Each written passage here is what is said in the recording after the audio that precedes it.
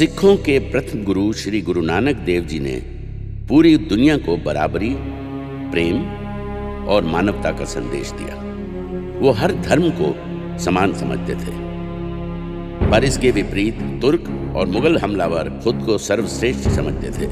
वो दोनों हाथों से मुल्क को लूट रहे थे और तलवार को मजहब की जबान बना पूरे हिंदुस्तान पर अपना परचम फहराना चाहते थे। बेरोक टोक लूटमार और मार काट के इस दौर में धर्म परिवर्तन से घबराकर कश्मीरी पंडित गुरु तेग बहादुर के पास मदद मांगने पहुंचे।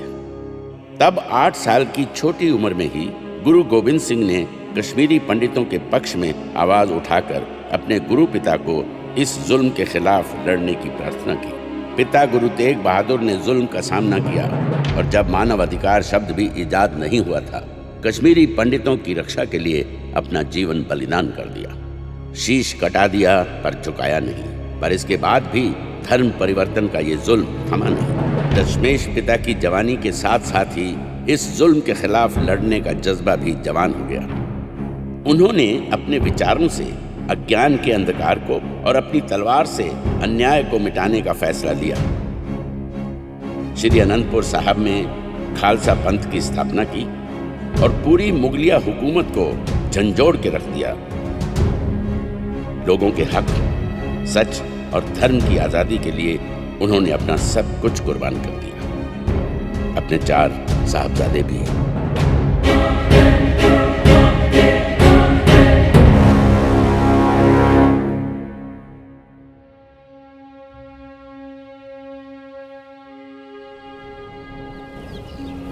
श्री अनंतपुर साहब एक और उछाले मारता दरिया सतलुज और दूसरी तरफ आसमानी रंग में खुला सरसा नदी का पानी। रंग बिरंगी हरी भरी वादी की गोद में गुरुजी के 4 साहबजादे हंसते खेलते बड़े हुए। वो नगाड़े की चोट पर खुली हवा में उड़ते और लोग देखते रह जाते।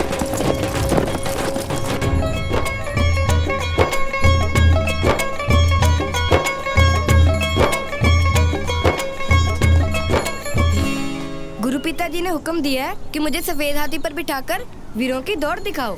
मेरा भी तो नाम लिया था।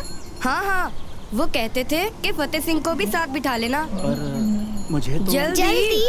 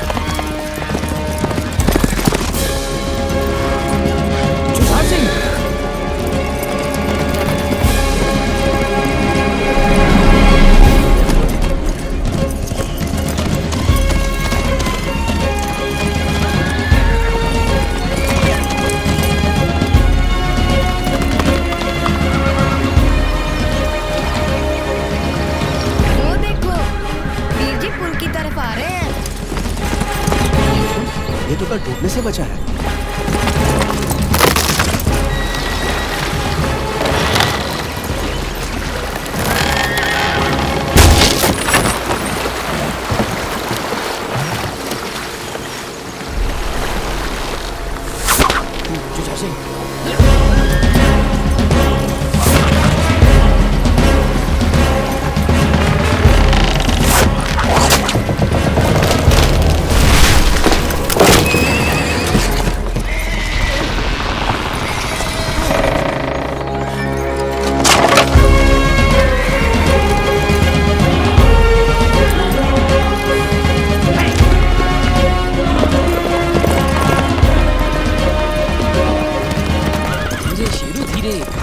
छोटे वीर से आगे नहीं निकलना।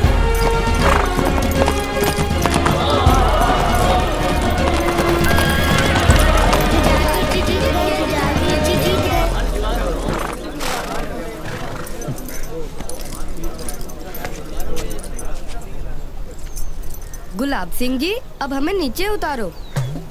ये हुक्म तो गुरु साहब ने मुझे नहीं दिया था। घुड़सवारी अच्छी कर लेते हो। एक ब्राह्मण फरियाद लेकर आया है। गुरु साहब ने आप जी को बुलाया है।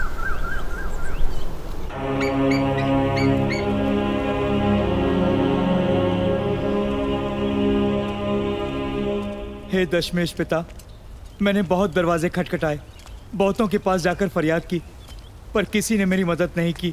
मेरी नई नवेली दुल्हन का अभी तो चूड़ा भी नहीं उतरा था कि पठान उठाकर ले गया। बस अब तो आप ही मेरी मदद कर सकते हो। दशमेश पिता के दरबार से कभी कोई फरियादी खाली हाथ नहीं लौटा। जो हुक्म गुरु पिता। ਪਹਿਲਾ ਅਸ਼ਟਪਦੀਆਂ ਕਰ ਤੀਜਾ ਇੱਕ ਓੰਕਾਰ ਸਤਿਗੁਰ ਪ੍ਰਸਾਦ। ਜਿਨ ਸਿਰ ਸੋਹਨ ਪੱਟੀਆਂ मांगी पाए सिंदूर से सिर काती मुन्नियन गल विच आवे धूड़।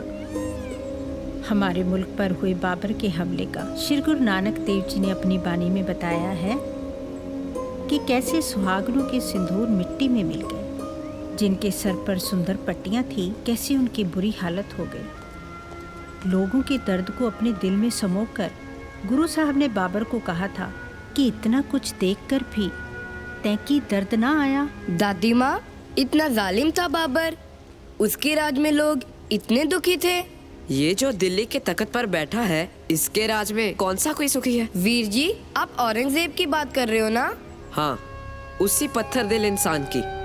जुल्म करना तो जिसकी आदत बन चुकी है। जालिमों के जुल्मों के बारे तो तुम काफी जानते हो।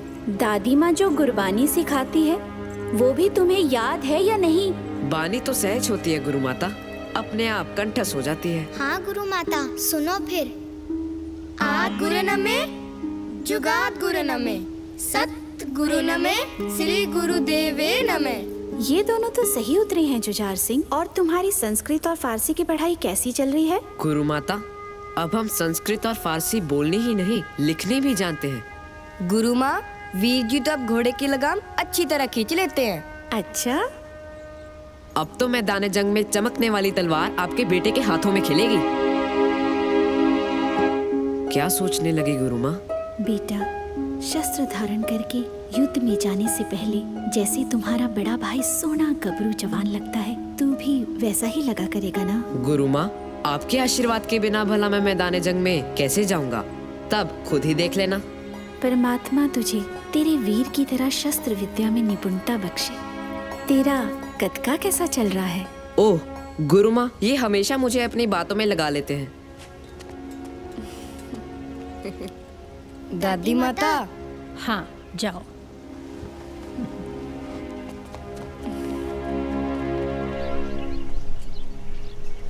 देवकीदास, गुरु पिता का आदेश है कि आगे से अगर तुम्हारी चोरू के साथ कोई छेड़खानी करे तो अपनी रक्षा खुद करनी सीखो। मैं वादा करता हूँ गुरु साहब जी का मैं बहुत शुक्रगुजार हूँ अजीत सिंह जी, जिन्होंने मेरी मदद के लिए आपको भेजा। वाहिगुरु जी का खालसा, वाहिगुरु जी की फतेह।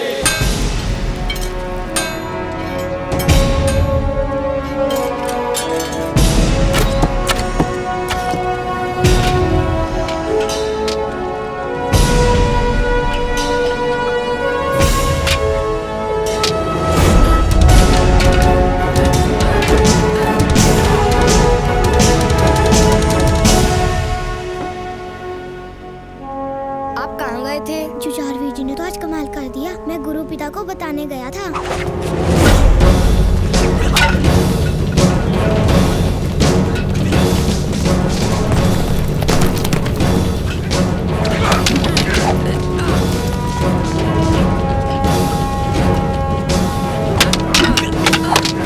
अजीत सिंह, जुझार सिंह तो आज पता नहीं क्या खा कर आया है।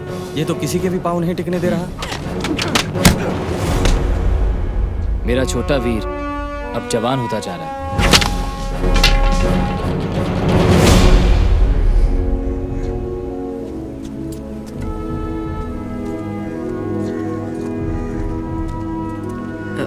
वीर जी, मेरी तलवारबाजी शुरू करवाओ। उस्ताद जी भी यही महसूस करते हैं। जुझार सिंह के शरीर में अब काफी फुर्ती है। तलवारबाजी के कई गुर तो मैंने अपने आप सीख लिए हैं। आप चाहो तो देख सकते हो।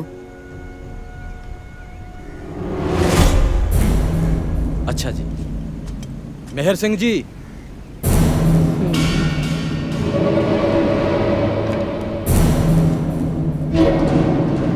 ठहरिए, तलवार मुझे दीजिए। मेरे छोटे भाई ने कितने गुर सीख लिए हैं ये मैं खुद देखना चाहूंगा। बसाओ।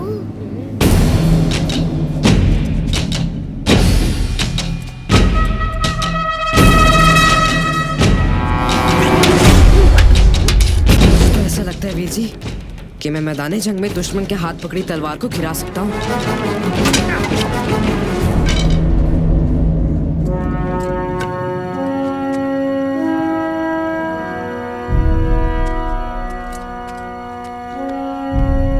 सोना भट्टी में तप चुका है, अब इसके कहने बनाना शुरू कर। लेकिन याद रहे, सिंह की कृपान कृपा करने के लिए उठती है, जुल्म करने के लिए नहीं। वीर जी, अब आप गतका जल्दी जल्दी सीखना, तभी मेरी बारी जल्दी आएगी। जाओ वीर जी, मैं नहीं बोलता आपके साथ। हमने मेरी तरफ की बात नहीं की जो जारवीर जी का साथ दिया। कैसे भाई? उनकी शिकायत पर आप गुदगुदी करने लगे। मेरे मिर्चों वाले हाथ अपनी आंखों को लगाकर तो देखो पानी निकलता या नहीं। वीर जी, फतेह सिंह का दिमाग बहुत चलता है। हम इसे बाकी सेवकों की तरह संस्कृत पढ़ने काशी भेजेंगे। नहीं वीर जी, मैं आप सबको छोड़ के कहीं नहीं जाऊंगा। ठीक है, फिर नहीं जाना तो संगत की सेवा करनी पड़ेगी, भाई कन्हैया से भी बढ़कर। वीर जी, एक बार आप भाई कन्हैया जी के बारे में सुनाते सुनाते रुक गए थे, क्या बात थी वो? मैं बताता हूँ वीर जी। एक बार एक सिंह ने आकर शिकायत की, गुरुजी, युद्ध के बाद भाई कन्हैया जी जख्मी तुर्कों को भी पानी पिलाते हैं। भाई कन्हैया ने फिर कहा, गुरुजी, आपके सिंह शस्त्र चलाकर दुश्मन मारते हैं और मैं उनको पानी पिलाकर दुश्मन ही मारता हूँ। गुरु पिता ने मुस्कुरा कर कहा, कन्हैया, अब से मरम पट्टी भी साथ लेकर जाया कर। मैं भी गुरु पिता जैसा सन सिपाही बनूंगा।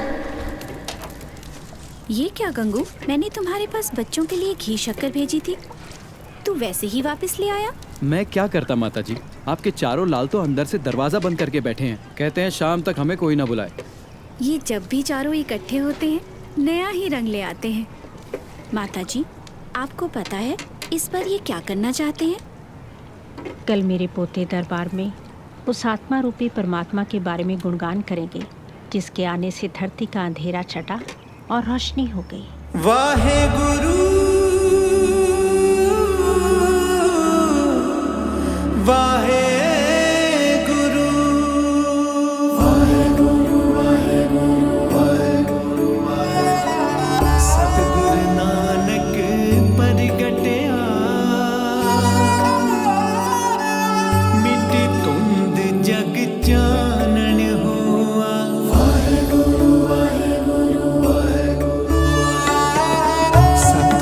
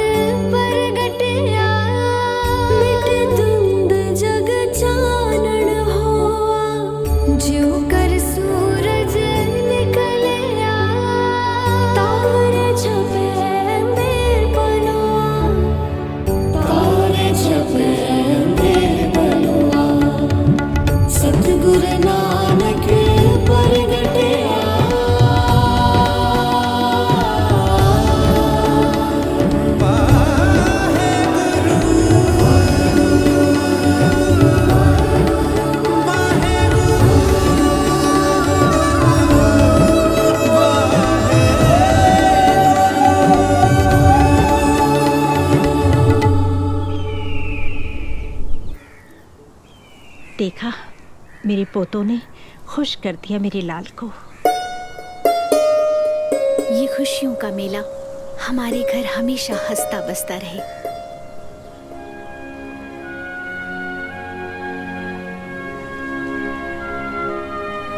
पर ये रौनकें बहुत दिनों तक नहीं रही। मुगलिया सल्तनत लोगों को जबरदस्ती धर्म बदलने के लिए कहती थी और दशमेश पिता का सजाया खालसा पंथ उसका विरोध करता था। इसलिए हर धर्म और हर जाति के लोग गुरुजी के साथ जुड़ते हैं और फक्र महसूस करते हैं। उनकी बढ़ती ताकत मुगलिया हुकूमत और पहाड़ी राजाओं की परेशानी का सबब बनती जा रही थी। सूबा सरहंद वजीर खान को शरद ऋतु में पसीने आ रहे थे। उसको कुछ समझ नहीं आ रहा था कि वो क्या करे। हम गुरु और उसके सिंगों से कई लड़ाइयां हार चुके हैं। 1 लाख फौज दिल्ली से और मंगवाकर इनका सफाया करवाइए। ऐसा नहीं हो सकता कि सांप भी मर जाए और लाठी भी ना टूटे। एक आदमी की मौत के साथ खालसा पंथ की कमर भी टूट जाएगी। मैं समझ गया हुजूर, लेकिन उस गुरु के साथ टक्कर कौन लेगा? मुगलिया सल्तनत का सबसे ताकतवर सूरमा पेंडे खान।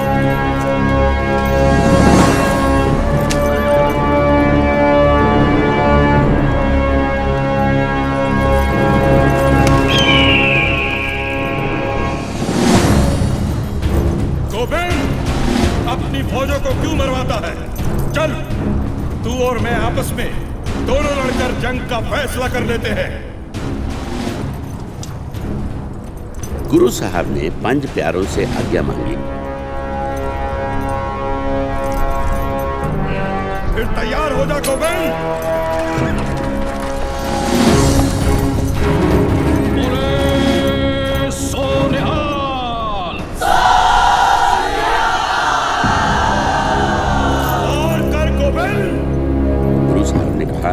खालसा कभी पहले वार नहीं करता।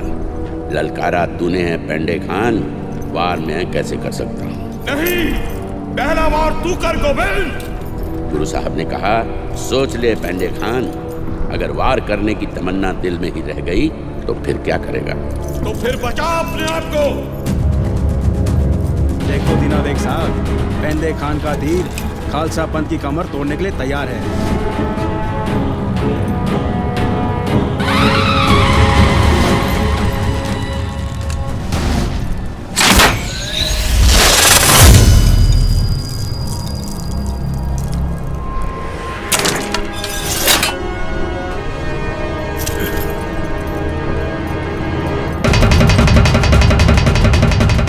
फिर निशाना लगाने से पहले वाहेगुरु जी को कहा, नर में हर है, हर में नर है, हे निरंकार, हर इंसान में तू आप है, पर इस वक्त मेरे तीर के सामने किसी का अहंकार है।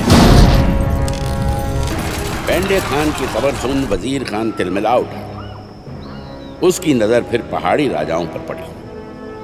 वजीर खान ने पैगाम भेजा है कि गोविंद की ताकत को खत्म करने के लिए हम उसके साथ हाथ मिला लें।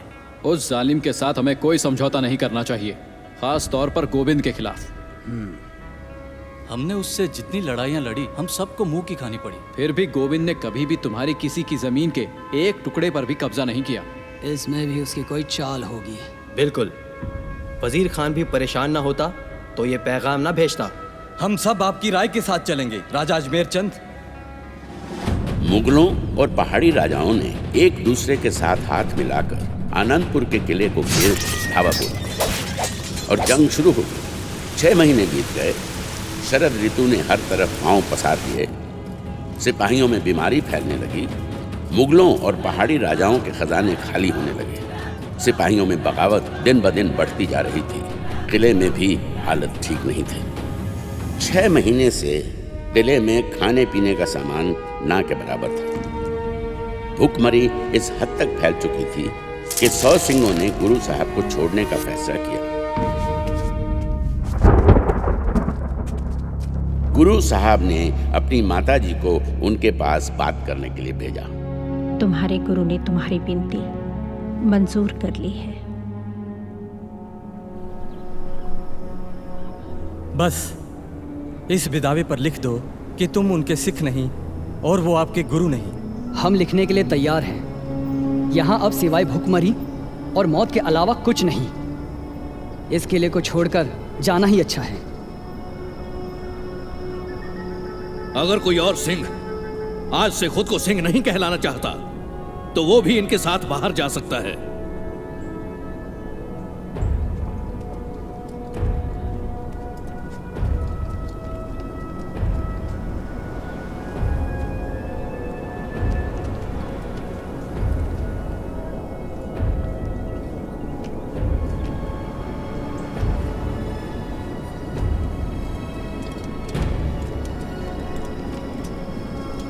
सौ सिंह छोड़कर जाना चाहते थे पर सिर्फ 40 ही गए।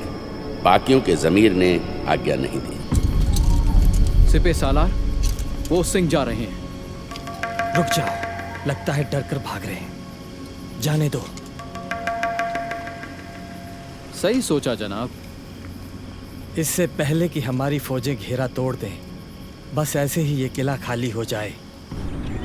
एक बार धोखा देने के बाद आखिरकार घास में सांप की तरह रेंगता वजीर खान का गुरु साहब को पैगाम आया, जिसमें मुगलों ने अपने धर्म और पहाड़ी राजाओं ने गौ माता की कसम खाई कि अगर गुरु साहब किला खाली कर दें तो कोई उनकी परछाई की तरफ भी नहीं देखेगा। वो जिस तरफ जाना चाहें अपने सिंहों को लेकर जा सकते हैं। गुरु साहब ने इस प्रस्ताव को अपने कुछ करीबी सिंहों के कहने पर मंजूर कर आनंदपुर का किला खाली कर दिया। जोरावर सिंह, फतेह सिंह, जल्दी करो, माताजी तुम्हारा इंतजार कर रही हैं। वीर जी, हमें भी आपके साथ रहना है। तुम दादी माता और माताजी के साथ रहो और उनका ख्याल रखो। फिर आप हमारे साथ आ जाओ, हम चारों मिलकर उनका ख्याल रखेंगे। नहीं फतेह सिंह, हम आखिरी दल के पीछे सबकी रखवाली करते चलेंगे। अब जहाँ डेरा लगाएंगे वहीं मिलेंगे। अगर आप ना आए? आप जहाँ होंगे ना, हम पीछे पीछे आ जाएंगे। अच्छा ठीक है, अब चलो। वीर जी, जोर से जप्फी डालने को दिल करता है। मेरा भी।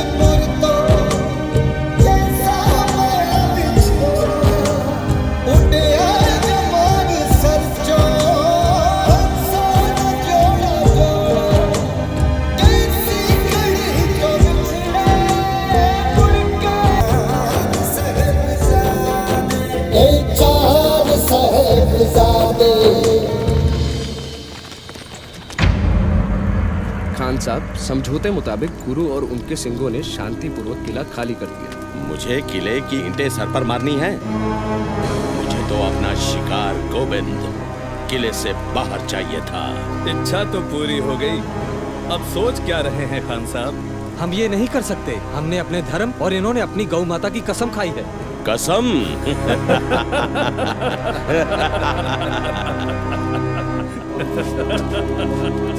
ये लोग जैसे ही कीरतपुर पार करने लगे, पीछे से हमला बोल दो।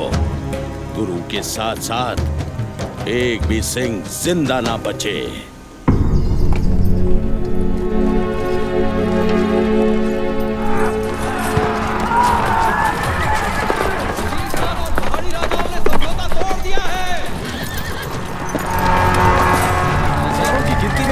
हमारा पीछा कर रही है। कोई परवाह नहीं, हम मोर्चा संभालते हैं। पर मोर्चा कहाँ संभालें अजीत सिंह जी? हम सैकड़ों में और दुश्मन हजारों। वो सामने दो पहाड़ियों से हजारों की गिनती में दुश्मन वहां से एक साथ नहीं निकल सकते। आओ। साथ संगत जी, गुरु साहब का आदेश है कि अमृत वेले को देखते हुए आशा दीवार दे दीवान सजाए जान।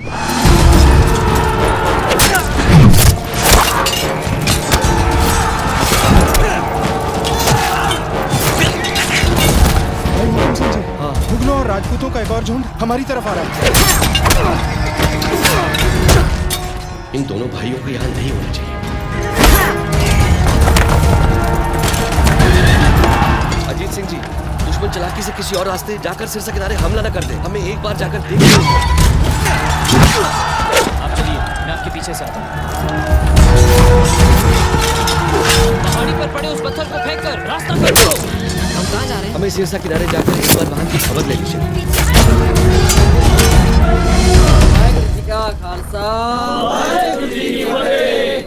भाई दया सिंह जी, हमारे आधे से ज्यादा सिंह शहीद हो चुके हैं। आपके साथ औरतें और बच्चे हैं। सिरसा का पानी चढ़ता जा रहा है। आप इनको नदी पार करवाना शुरू करो और अजीत सिंह जी को। अजीत सिंह जी नहीं आए, उनको इस जंग से बाहर लाना होगा।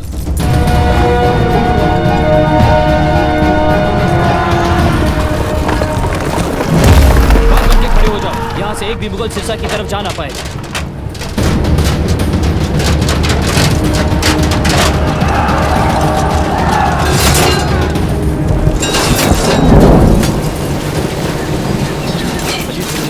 सिरसा नदी का पानी चढ़ता जा रहा है। गुरु पिता ने आपको वहां बुलाया है। जी।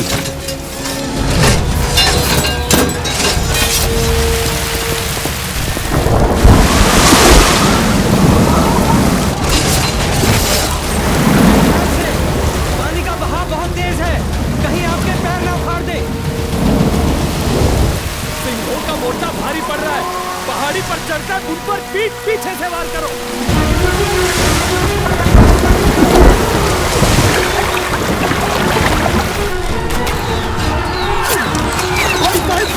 पीछे से वार हुआ है।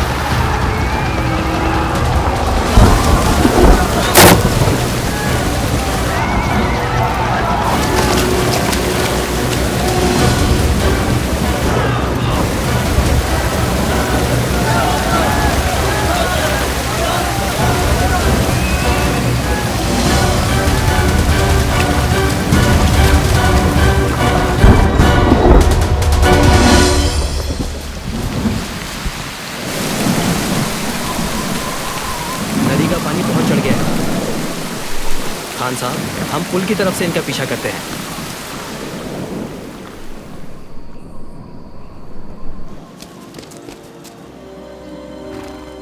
माताजी,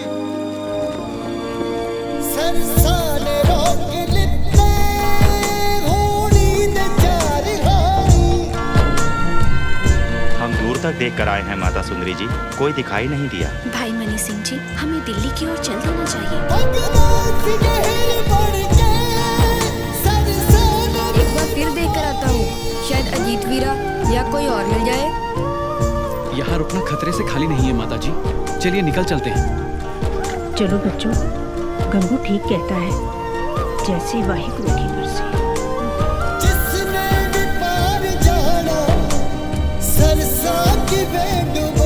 उन्होंने इंतजार किया होगा, लेकिन खतरा देखते हुए शायद दिल्ली की तरफ चले गए होंगे, जैसे कि पहले तय हुआ था। ठीक कोटला निहाम होते हुए पुरमाजरा चलने का हुक्म हुआ है। उस दिन अगर सिरसा नदी कहर न ढाती तो आज इतिहास कुछ और ही होता। गुरु साहब का परिवार एक दूसरे से बिछड़ गया। माताजी गंगू के साथ उसके गांव खेड़ी चली गई। चौधरी बुद्धू चंद ने गुरु साहब को अपनी गढ़ी में शरण दी, जहां से पहले भी वो एक लड़ाई लड़ चुके थे।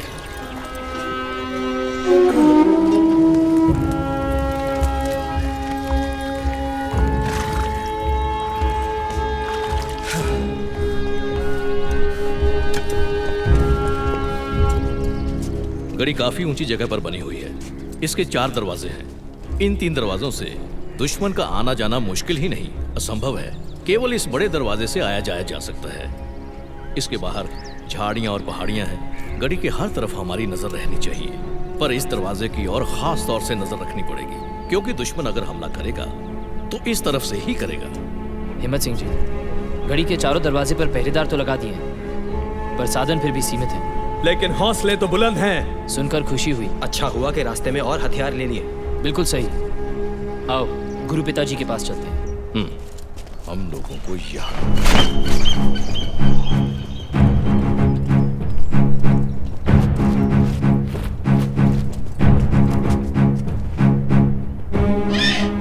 गुरु पिताजी, गढ़ी के चारों तरफ पहरेदार लगा दिए गए। दशमेश पिताजी, आपके हुक्म अनुसार जख्मी सिंहों का इलाज चल रहा है। हम गढ़ी के आसपास कड़ी नजर रखेंगे। मुगल फौज यहाँ किसी भी वक्त पहुंच सकती है।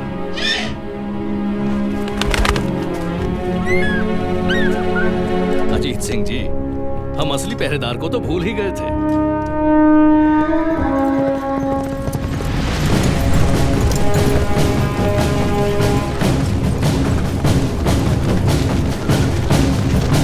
चमकौर के बाशिंदों, सुनो। खलक खुदा का, मुल्क बादशाह का, हुक्म वजीर खान का, ध्यान से सुनो। हिंद का पीर अपने सिंहों के साथ चमकौर की गढ़ी में पहुंचा है। फौजदार का हुक्म है, जो कोई भी अनंतपुर के गुरु की या उसके सिंहों की मदद करेगा, उसका सर कलम कर दिया जाएगा। बेटा, ये चूरमा तो मैंने तुम्हारे लिए बनाया था। तुम इसे लेके कहाँ जा रहे हो? माँ, अनंतपुर साहब वाले गुरुजी और उनके सिंह गढ़ी में आए हुए हैं। सभी लोग उनके लिए कुछ ना कुछ लेके जा रहे हैं। ये चूरमा मैं उनको देकर आऊंगा। ना बेटा, ऐसा मत करना, हम पर कोई और मुसीबत ना आ जाए। क्यों री कुड़िए, तू क्यों बच्चे को डरा रही है? क्या बुरा करने जा रहा है मेरा लाल? तू जा बेटा। मैं चलता हूँ बेबे। तू मेरे पोते को उन 40 सिंहों जैसा डरपोक बना रही है, जो गुरु साहब को किले में छोड़ आए थे। तुझे पता भी है, जब वो भगौड़े घर गए तो घर वालों ने उनकी क्या हालत की? लो, पहन लो चूड़ियां मेरी और संभालो अपना चौका चूल्हा। अपनी तलवार मुझे दो। मैं गुरु की सिंहनी बन के मैदान में डट जाती हूँ। मेरी बात तो सुनो। पीछे हट जाओ। जो गुरु का सिंह नहीं, वो सिंहनी का भी सिंह नहीं। मैं अपने गुरु के दुश्मनों से खुद लड़ूंगी। ओ मूर्ख, सर दे के तुमने खंडे का अमृत छका है। जुल्म से टक्कर लेने के लिए तुम्हें उन्होंने सिपाही बनाया और तुम उनको छोड़कर घर भाग आए हो। 40 को अन्न पकाने वाली घरवालियां बहुत याद आ गई। माता गुजरी का लाल भी तो पेट से भूखा था। शेर की गुफा में रहना तुम सबको रास ना आया गीदड़ो। बंदे बनने लगे थे।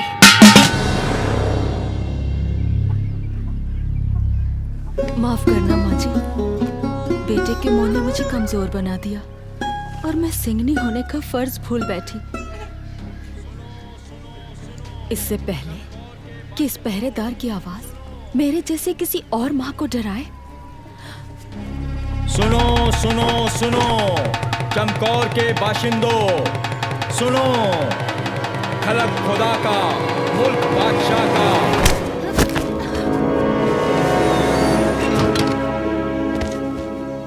हे वाहिगुरु, सब पे मेहर कर।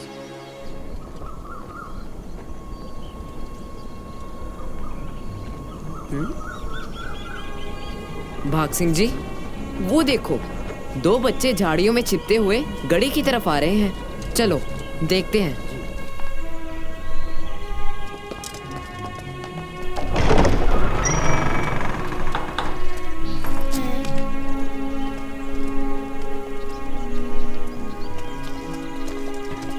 कौन हो तुम?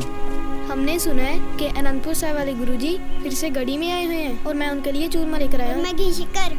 मुगलों ने तो गांव वालों को कहा हुआ है कि हमारी कोई मदद ना करे। तुम्हें डर नहीं लगा? अगर गुरु साहब मुगलों से नहीं डरते तो फिर हम भी किसी से नहीं डरते। सिंह जी, इनकी सौगात जाकर गुरुजी के चरणों में रख दो। ये कौन है? ये गुरु साहब के छोटे साहबजादे हैं। अच्छा, हमें भी अपने छोटे भाई समझकर अपनी सेना में भर्ती कर लो।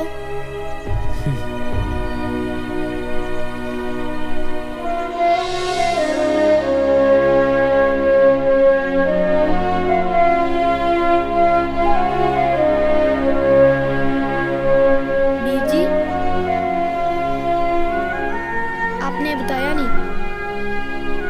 हमारी भूख और प्यास की चिंता की और खतरा मोल लिया।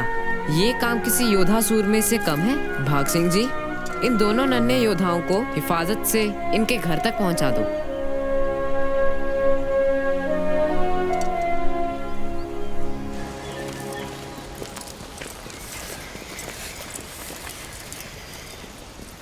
बस माताजी, कुछ आधा कोस और होगा।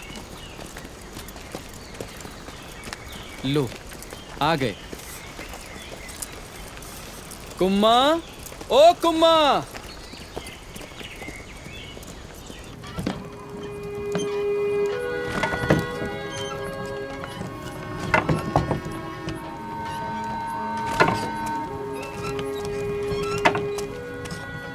क्या सोच रहे हो जुझार सिंह? छोटे भाइयों की याद आ गई थी वीर जी। सरसा नदी के पानी को पता नहीं क्या सूझा, आज के दिन ही इतना चढ़ना था। फिक्र मत करो जुझार सिंह, माताजी और कुछ सिंह साहब हैं उनके साथ। अब तक तो वो दिल्ली पहुंच गए होंगे। गंगू, ख्याल रखना, नदी के साथ लगती पगडंडी पकड़ लेना, वो सीधा तेरे गांव खेड़ी को जाती है। पर चौड़ा रास्ता आसान नहीं और छोटा भी है। पर खतरे से खाली नहीं, उस रास्ते मुगल सेना आती जाती रहती है। वे गंगू, कुमार ठीक कहता है, रास्ता मुश्किल सही पर हमें बच के चलना चाहिए। हम गुरु पिता, गुरु माँ और वीरों के पास कब पहुँचेंगे? हम सभी अलग अलग रास्ते की तरफ इसलिए हो गए हैं ताकि दुश्मन को गुमराह कर सकें। जैसे ही माहौल ठीक होगा, अजीत वीर जी हमें आकर ले जाएंगे, है ना दादी माँ? बस वो आप किसी मुसीबत में ना हो।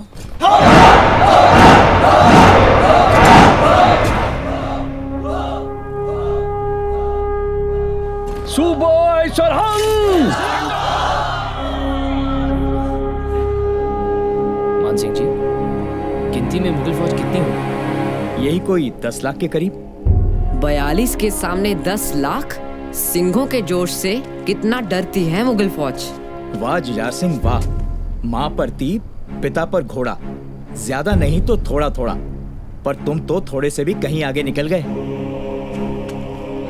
1.25 लाख से 1 लड़ाऊं, तबे गोविंद सिंह नाम कहाऊं। अब बताएंगे दुश्मनों को कि एक सिंह 1.25 लाख के बराबर कैसे होता है। बोले सोनिहाल!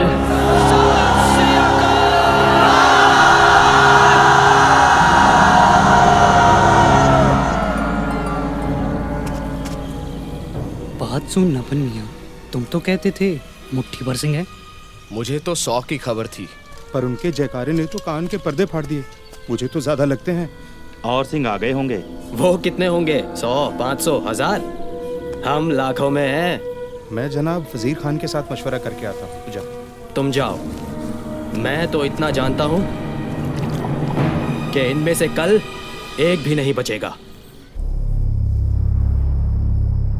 गुरु साहब जानते थे उस रात को भला कैसे सोते।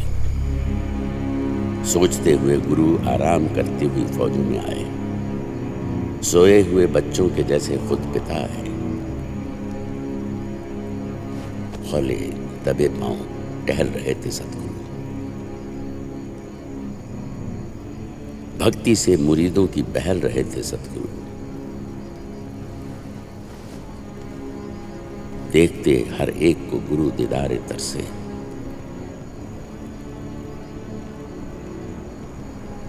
जिन सिंहों ने कल मौत के साहिल था उतरना, कल सुबह था जिन खालसों ने जंग में मरना, सतगुरु सिंहों को निहारते थोड़ी और आगे आए।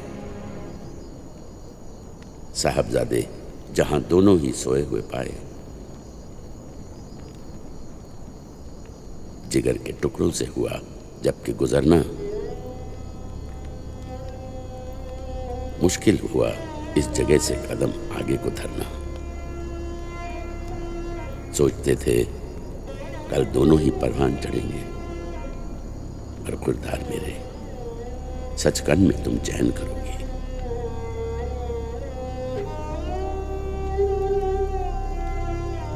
हमें शहादत का बड़ा शौक है वाहे गुरु।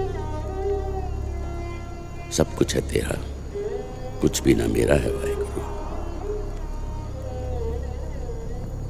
चुमा कभी हलकूम दहन चूमने बैठे,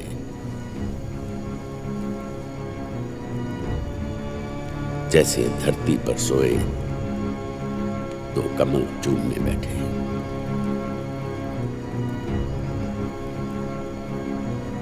सर ठीक किए सरके हुए, जख्म भरे मरहम से,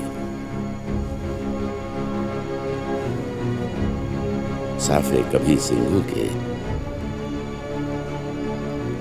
बिछाते उठाते हुए जमीन से।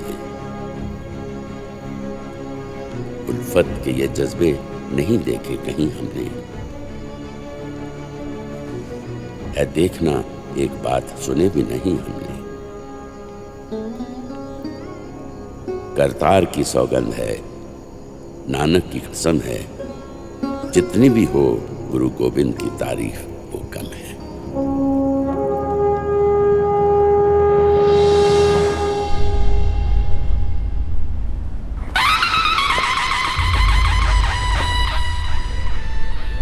सिपाहियों, हमला करो।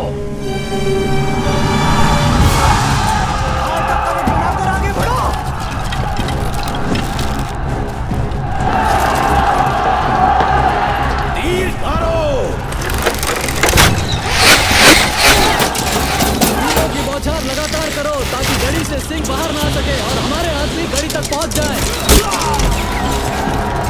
हमला करो।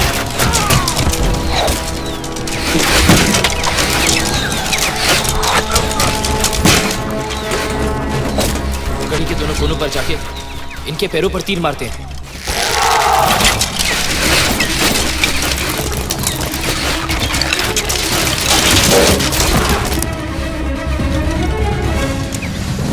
जाओ, तीर ना चलाओ, हमारे अपने आदमियों को लगेंगे।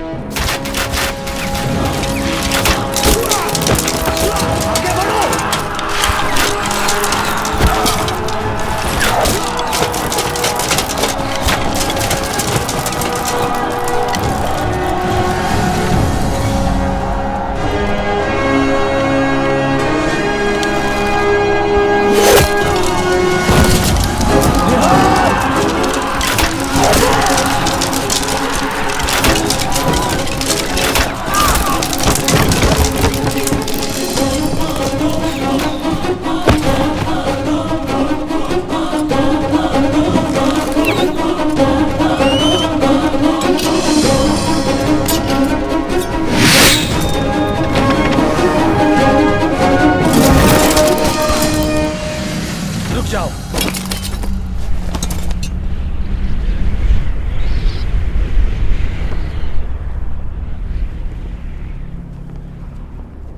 रणनीति बदलनी पड़ेगी। मैंने तुम्हें लाखों सिपाही दिए ख्वाजा मोहम्मद, मुट्ठी भर सिंहों को तुम काबू नहीं कर पाए। जाओ, जाकर एक बार हमला करो और सबको खत्म करो। खान साहब वो ऊंची जगह पर बैठे और हम नीची जगह पर। अगर हमने एक बार हमला किया तो हमारे कम से कम 20,000 जवान मारे जाएंगे। नहीं नहीं, ये नुकसान तो बहुत ज्यादा है। ठहरो, मुझे सोच लेना।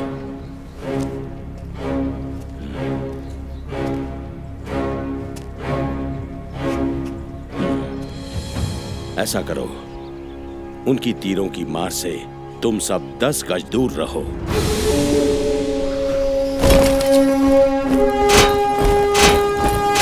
सिंहों के पास फिर 2 ही विकल्प रह जाएंगे। या तो गड़ी के बाहर आकर हमारे साथ लोहा लेने से पहले ही हमारे सिपाहियों के तीरों की भेंट चढ़ेंगे, या अपने गुरु समेत मेरे सामने आकर घुटने टेक देंगे।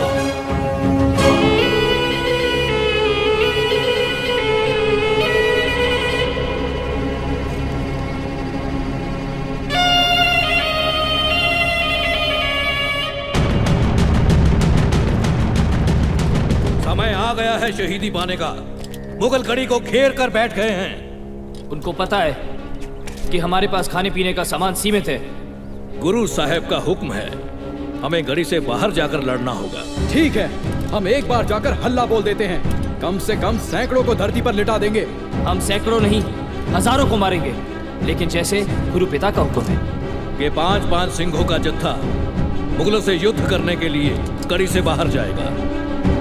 हम उनको इतना नुकसान पहुंचाएंगे जितना उन्होंने सपने में भी नहीं सोचा होगा।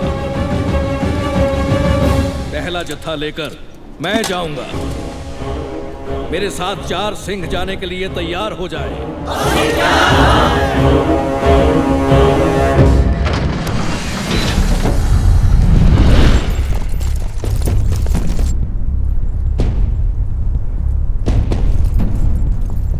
धीरे, धुंध का फायदा उठाकर दुश्मन तक पहुंचना है।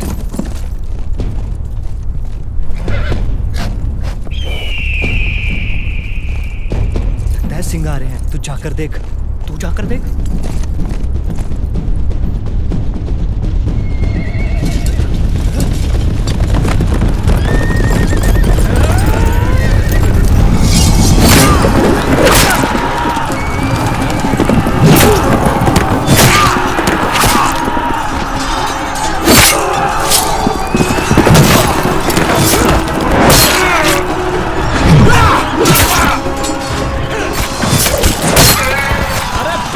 आपस में क्यों लड़ रहे हो?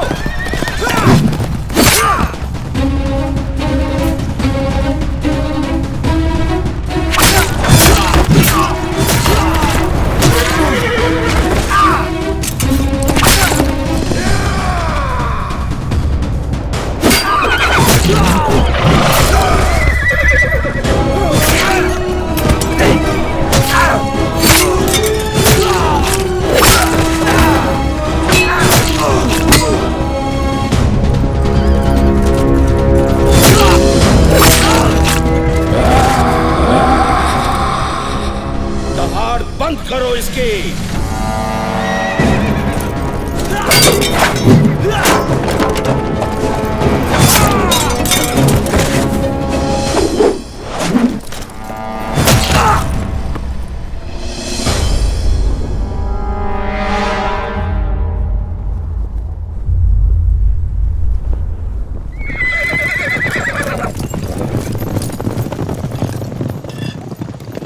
इसी घर की खबर है जी।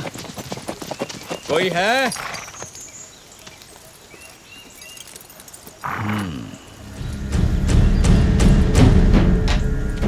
लगता है कोई आ गया।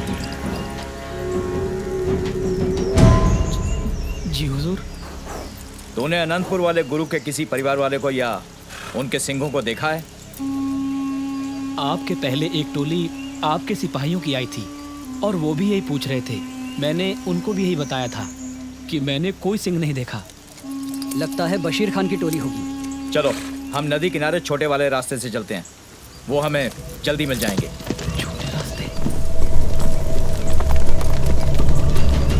हे वाहिगुरु, रक्षा करना। माताजी यहाँ थोड़ी देर आराम कर लीजिए।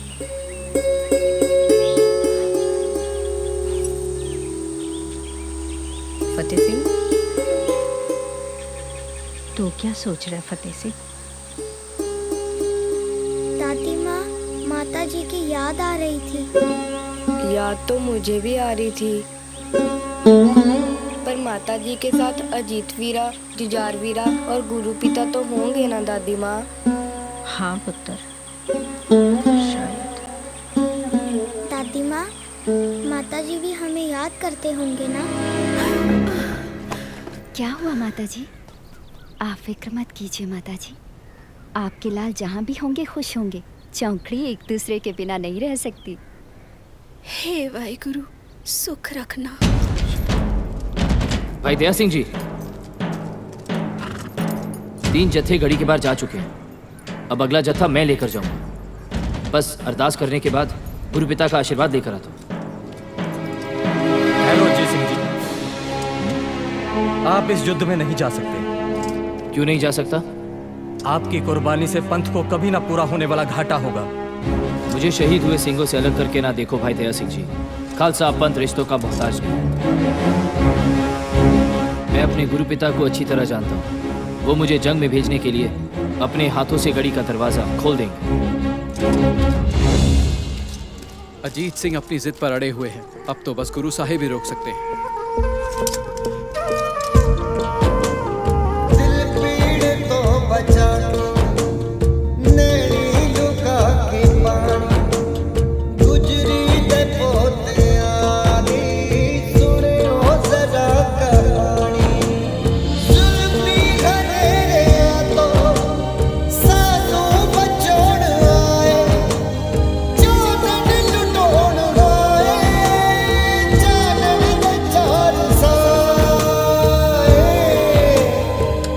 किरपान भारी है ना? हाँ, इसलिए मैं गुरु पिताजी की बड़ी नहीं छोटी तलवार लेके जाऊंगा। चार साहिबजादे, चार साहिबजादे, चार साहिबजादे।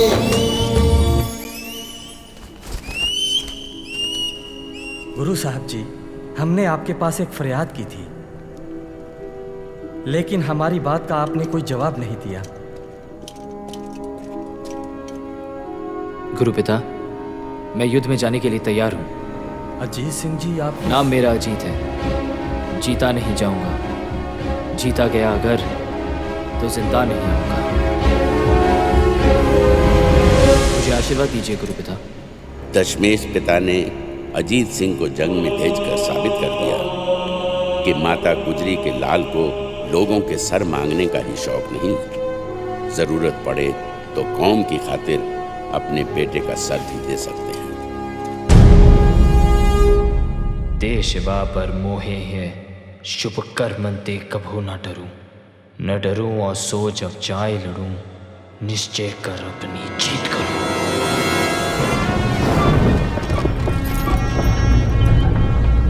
चलो।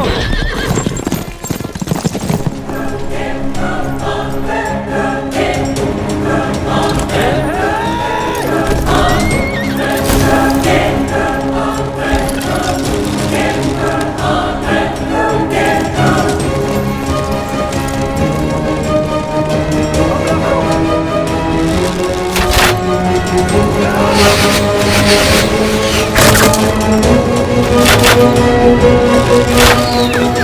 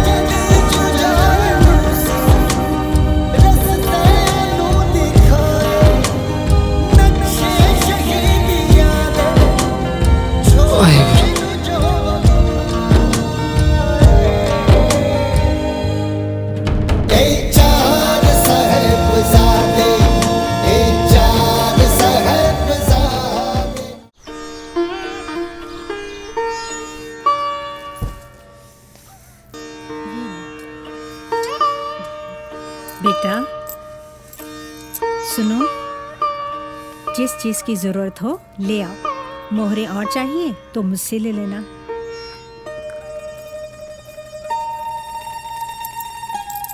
रख बेटा।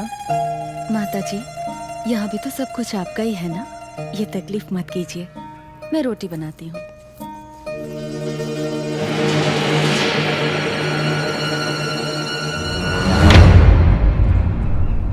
गुरुजी, सरसा नदी पर आकर सारा परिवार बिछड़ गया। माताजी, छोटे साहबजादे पता नहीं कहाँ चले गए।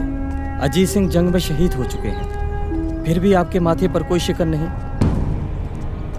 दुनिया जीने के तरीके ढूंढती है, आपका हौसला सिंहों को शहीद होने का जोश दिलाता है। बस अब तो बाबा जुझार सिंह पर ही आस है कि ये बड़े होकर पंथ की बागडोर संभालेंगे। गुरु पिताजी, मैं भी बड़े वीर की तरह जंग में जाऊंगा। ना जुझार सिंह ना, आप ऐसी बात ना करो, आप तो अभी बहुत छोटे हो। गुरुजी, इनको समझाओ ना। मैं सेवा सिंह से कहता हूँ ये अगला जत्था वो लेकर जाएगा। जत्थेदार जी, मानता हूँ कि मैं तलवारबाजी में पूरा निपुण नहीं, पर अनजान इतना भी नहीं कि 8-10 को मारकर मर न सकूं। गुरु पिताजी, आप मुझे आशीर्वाद दो।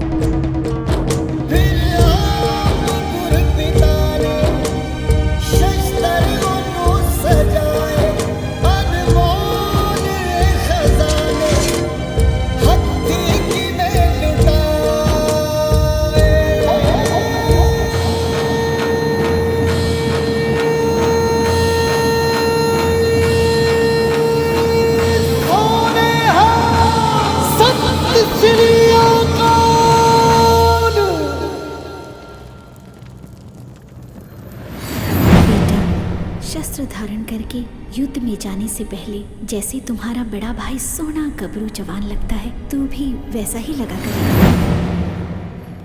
आपके आशीर्वाद के बिना भला मैं मैदान जंग में कैसे जाऊंगा, तब खुद ही देख लेना।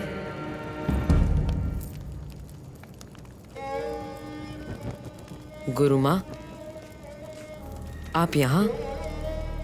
हाँ, जंग पे जाने से पहले मैं अपने बेटे को मिलने आई थी। गुरु पिताजी के चरण स्पर्श करते वक्त मैं यही सोच रहा था कि काश आज मेरे पास मेरी गुरु माँ होती, मैं उनका भी आशीर्वाद लेकर जंग को जाता। डर तो नहीं लग रहा? माँ, मैं तो सर से पांव तक जोश में भर गया हूँ। मुझे फक्र है मेरे लाल, आज मेरा लाल जंग में लड़ने वाला योद्धा बन के नितरेगा।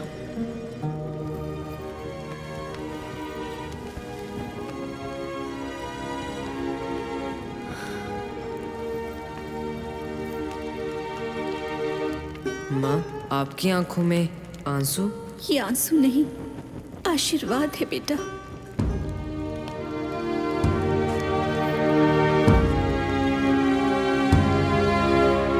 जिव जिव हुक्म तिवे तिवकार, नानक साची की साची कार।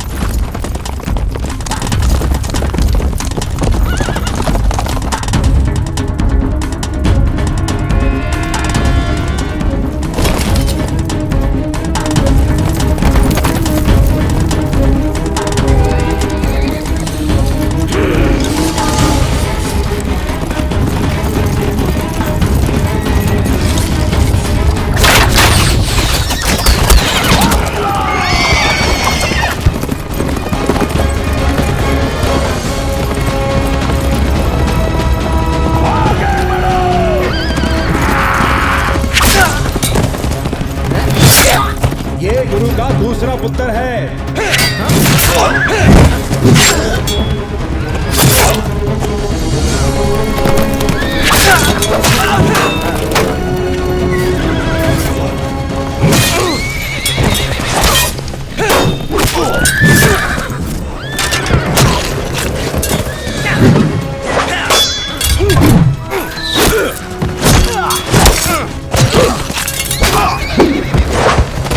गत्का खेलें।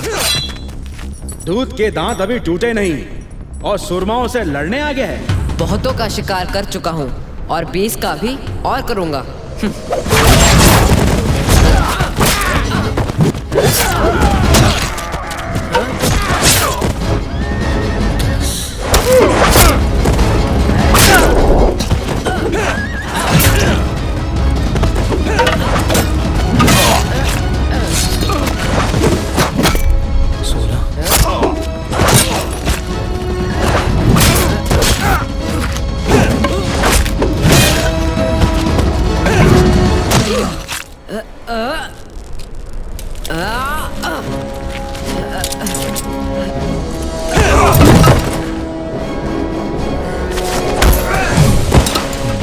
ओए गुरु के पुत्र, बस तूने तो 20 कहे थे।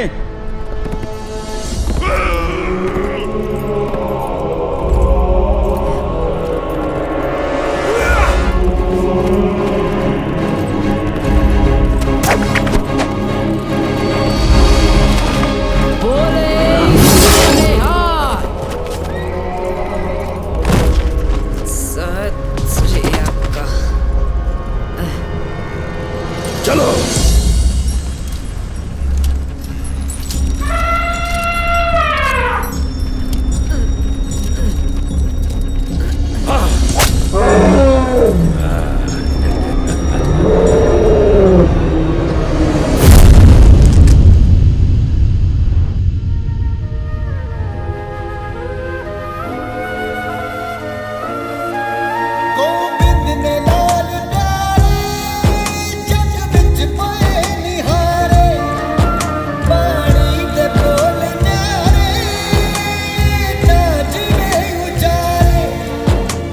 मेरा मुझ में किछ नहीं, जो किछ है सो तेरा, तेरा तुझको सौंप दे, क्या लागे मेरा।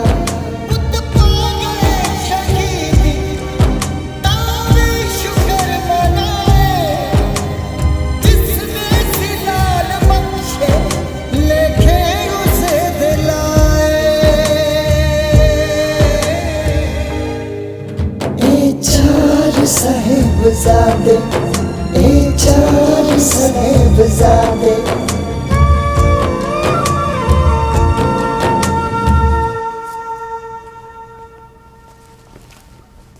गंगू,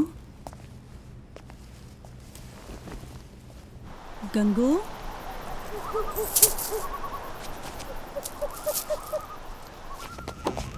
माताजी, लगता है कोई चोर आपकी गठरी ले गया। कोई बात नहीं बेटा, उस चोर की भी कोई मजबूरी होगी।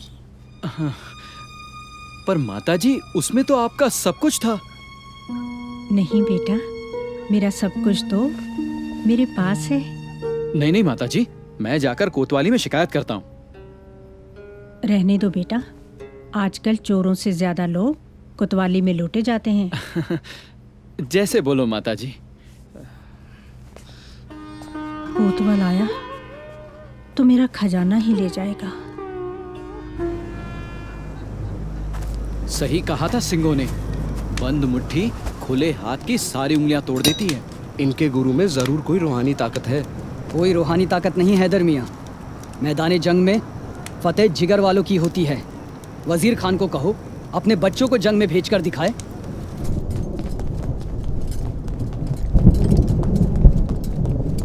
मुगलों की तरफ से कोई हलचल नहीं है जत्थेदार जी। गुरु साहब ने फैसला किया है कि कल के जत्थे के साथ वो खुद जंग में जाएंगे।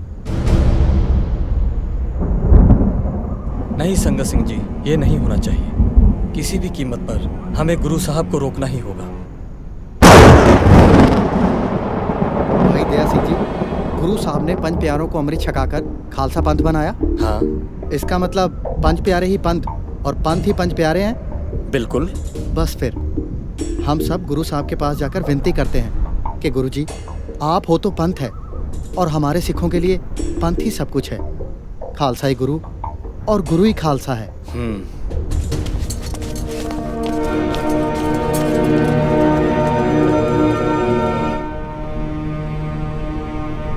गुरु साहब जी, पंच प्यारों को खंडे बाटे का अमृत छकाकर आपने ये अधिकार उनको दिया था कि जब कभी भी पंथ के सामने सवाल उठे तो पंच प्यारों के फैसले को अटल माना जाएगा।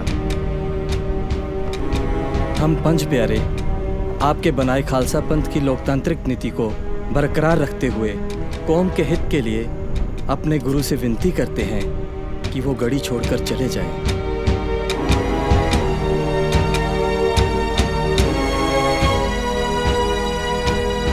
वाहिगुरु जी का खालसा, वाहिगुरु जी की फतेह।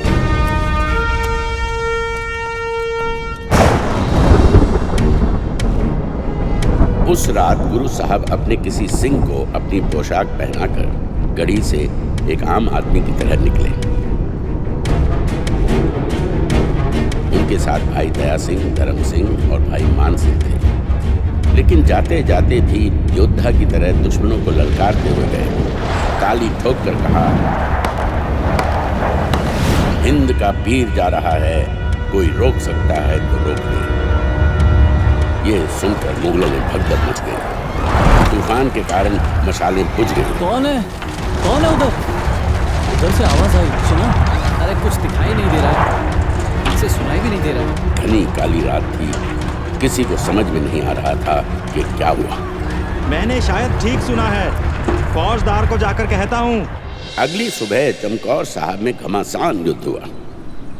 जिस सिंह ने गुरु साहब की पोशाक पहनी थी उसको देखकर फौजदार को लगा उसने गुरु साहब को मार दिया। वजीर खान खुशी से नाच उठा। ओए मूर्खो, ये गुरु नहीं कोई और है। जाओ जाकर गढ़ी का कोना कोना छान मारो। खान साहब, गढ़ी में तो कोई नहीं, बस गुरु का एक नीला घोड़ा और 4 अरबी घोड़े खड़े हैं। इसका मतलब है कि वो एक बार फिर हमारी आंखों में धूल झोंक कर निकल गया। गुस्ताखी माफ खान साहब, गुरु तो जोर से आवाज देकर गया है। कल रात जो मैंने सुना फिर वो ठीक था। हिंद का पीर जा रहा है, कोई रोक सके तो रोक लो। मैंने तो फौजदार को उसी समय जाकर कहा। मुझे क्यों नहीं बताया? अब जाओ हर तरफ जाकर उसे तलाश करो। मुझे वो हर हालत में चाहिए। मैं उसे तुर्की पगड़ी बांधकर अपना गुलाम बना लूंगा। सिपाहियों, देखते क्या हो, मार गिराओ उस गुरु के बाज को।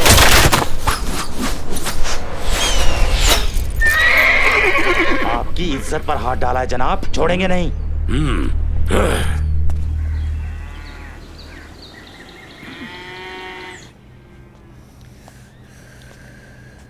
ये लो बेटा दूध।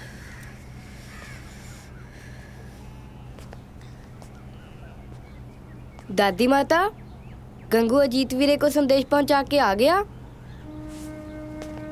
तू भी अपने दादाजी की तरह बात को भूलता नहीं। दादी माँ, आज मैं सपने में दादाजी को मिला। दादाजी को?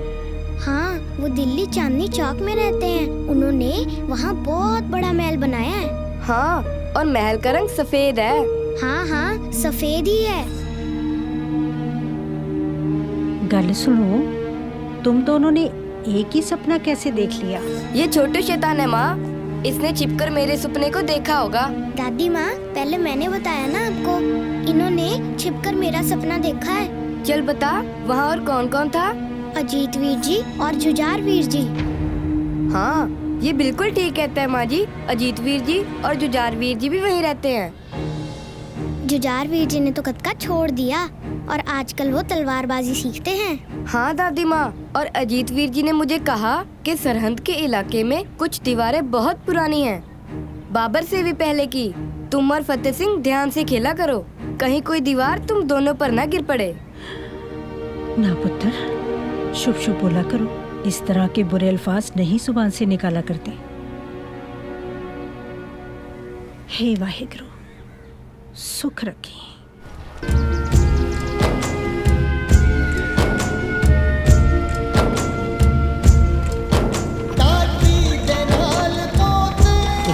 लाखों की फौज लेकर भी वजीर खान अब तक गुरु को पकड़ तो नहीं सका। अब बच्चों और औरतों पे जुल्म करने वाला सुरमा नहीं, शैतान कहलाता है। और ये काम हमारे हाथों हो रहा है। बेहतर होता कि हुक्मरान गुरु की तलाश में हमें भी चमकोर बुला लेते।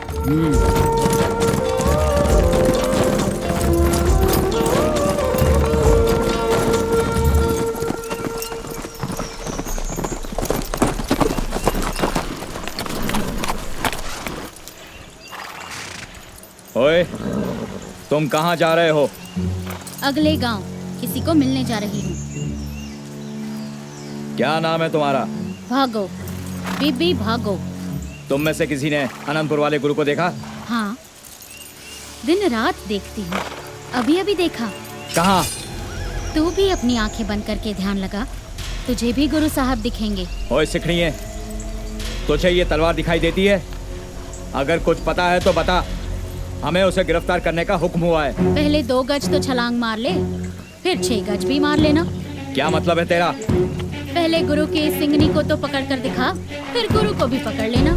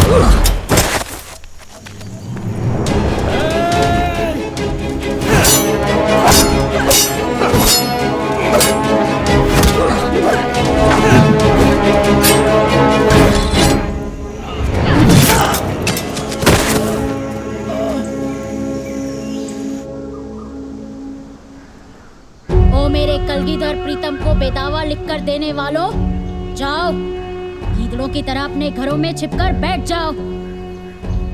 जिन सिंहनियों ने बलवान शेरों को जन्म दिया है, वो पबक मारकर जालिमों के भी सीने चीर सकती हैं। बोले सो निहाल। अगर थोड़ी सी भी आपको शर्म है तो डूबकर मर जाओ, नहीं तो जाकर अपने गुरु के चरण पकड़ो और माफी मांगो। हम 40 ने ना माफी और गलती की है।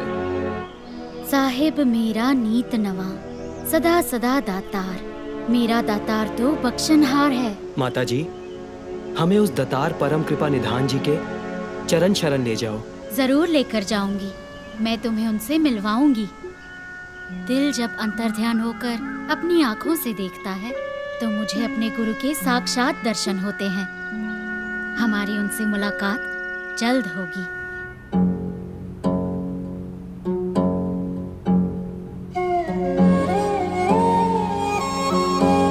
दादी माँ, किसी को भी मालूम नहीं हमारे गुरु पिता कहाँ हैं। नहीं बेटा, मेरा गोविंद मेरे पोतों के सवालों में और अपनी माँ के ख्यालों में पता नहीं कहाँ गुम होकर रह गया। मित्र प्यारे हाल मुरीदा दा कहना,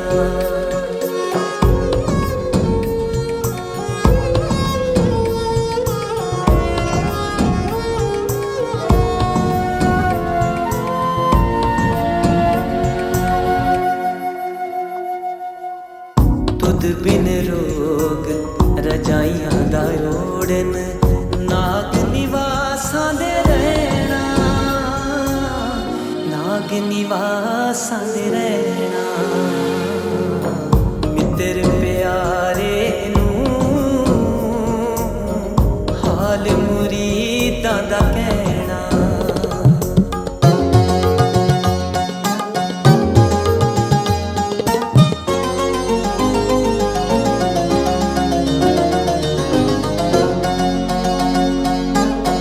सूल सुराही खंजर प्याला, बिंग कसाइयां दा सैना, बिंग कसाइयां दा सैना। मित्र प्यारे हाल मुरीदां दा कहना।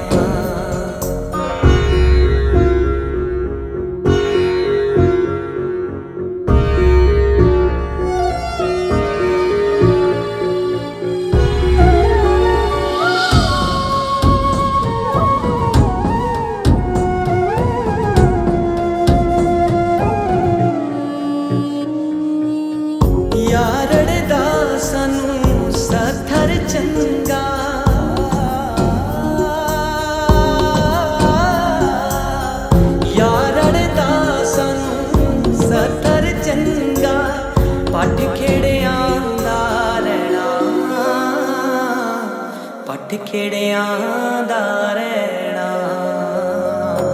मित्र प्यारे नूं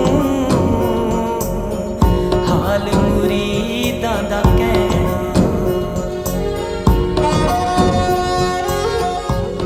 गुरु साहब के पास पहुंचकर तीनों सिंहों ने निरंकार का शुक्रिया अदा किया। गुरु साहब की फटी पोशाक और जख्मी पैर देखकर उनकी खुशी मायूसी में बदल गई। बोल मिर्जा। जनाब, गुरु की माँ और उसके बच्चों को कहाँ ठहराना है? ये दिल्ली से आए शाही मेहमान है जो पूछता है कहाँ ठहराना है। जाओ, इनको ठंडे बुर्ज में कैद कर दो। माफ करना जनाब, बुर्ज की सर्द हवाओं से तो अच्छे भले आदमी के भी हाथ पांव नीले हो जाते हैं। तुमने शायद सुना नहीं, सिंह कहते हैं कि उनका खून गर्म होता है, फिर उनको भला ठंड कैसे लगेगी। और ऊपर से ये हिंद के पीर का कुटुंब है, इनको किसी चीज की कमी नहीं, इसलिए तू इनको कुछ नहीं देगा। कोई बिस्तर नहीं, पानी नहीं, रोटी का टुकड़ा भी नहीं।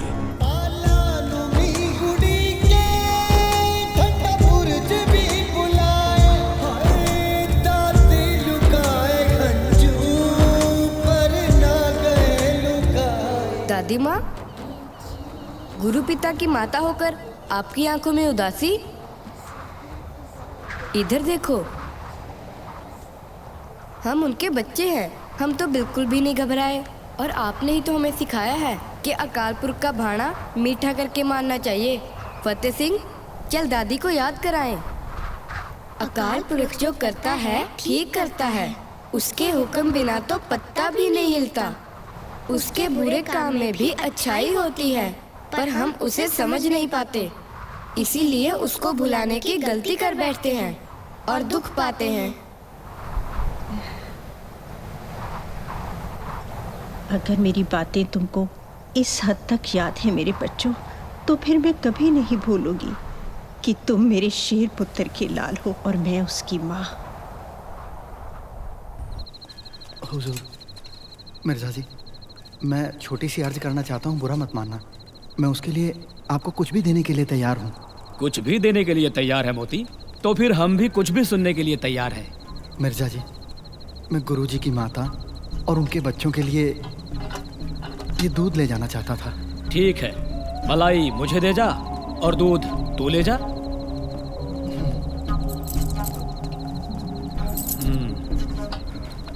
ओए मोती रुक, इस मलाई का मक्खन कैसे बनेगा?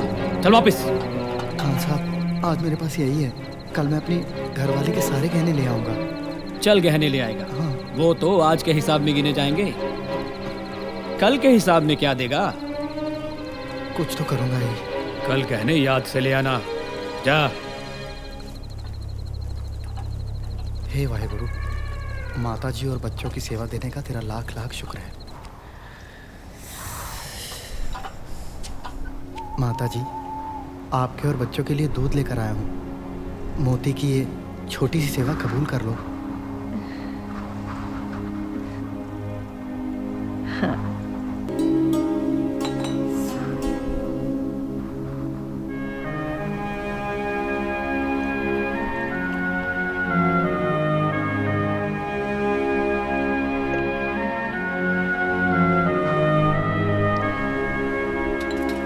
आप मुझसे वादा करो कि जितने समय आप यहाँ हो, मेरी ये सेवा इसी तरह से कबूल करती रहेंगी। अच्छा माता जी। अच्छा पुत्र। बेटा जी,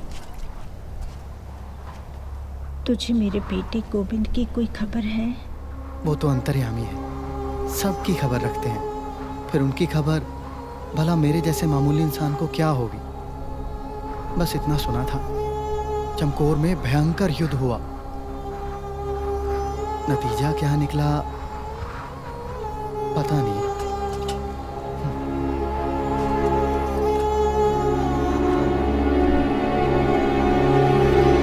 माता जी, एक बात समझ में नहीं आई। कौन सी बात? एक तरफ तो वजीर खान के सिपाही हाथ में नंगी तलवारें लिए गुरु साहब का सर कलम करने के लिए उन्हें जगह जगह ढूंढते फिरते हैं, और दूसरी तरफ उसी के इलाके में 2 मुसलमान भाइयों ने गुरु साहब को बड़ी इज्जत से अपने घर में रखा था।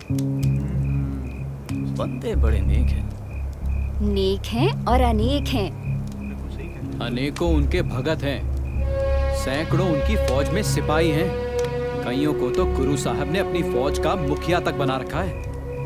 गुरु साहब किसी मुसलमान या इस्लाम के खिलाफ नहीं हैं। वो तो उस कट्टरवादी सोच का विरोध करते हैं जो कमजोर और मजलूम लोगों का धर्म परिवर्तन करके उनका धन दौलत लूट रही है। गुरु साहब, औरंगजेब और उसके दूत वजीर खान में जो लड़ाई चल रही है वो किसी सिख या मुसलमान की लड़ाई नहीं है। ये तो अच्छाई की बुराई से लड़ाई है जो हमेशा चलती रहेगी। इसी अच्छाई बुराई का सबक पढ़ाकर आपने कई भटके हुए सिंहों को सीधा रास्ता दिखाया। इस काज के लिए खालसा पंथ आपका हमेशा ऋणी रहेगा माता जी। मैं तो अपने गुरु की एक छोटी सी सिपाही हूँ जिसने अपनी नजर अपने गुरु के फरमान पर टिका रखी है कि कब मेरे दशमेश पिता मुझे हुक्म दें और मैं दुश्मनों के साथ भिड़ जाऊं। खान साहब, बुजुर्ग औरत और बच्चों को गिरफ्तार करना तो हमारे उसूलों के खिलाफ है। क्या उन्होंने सरहद में जाकर कोई बगावत की? उनका कसूर क्या है? उनका कसूर है कि वो बागी गोविंद की माँ और उसके बच्चे हैं। उस बागी गोविंद ने हमारी नाक में दम कर रखा है। मैंने उसे गिरफ्तार करने के लिए उसके परिवार को हिरासत में लिया है। पर ध्यान रहे, बच्चों और माँ पर कोई आंच नहीं आनी चाहिए। अगर कोई ऊंच नीच हुई तो हमें मजबूरन हरफिया बयान का दस्तावेज दिल्ली भेजना पड़ेगा।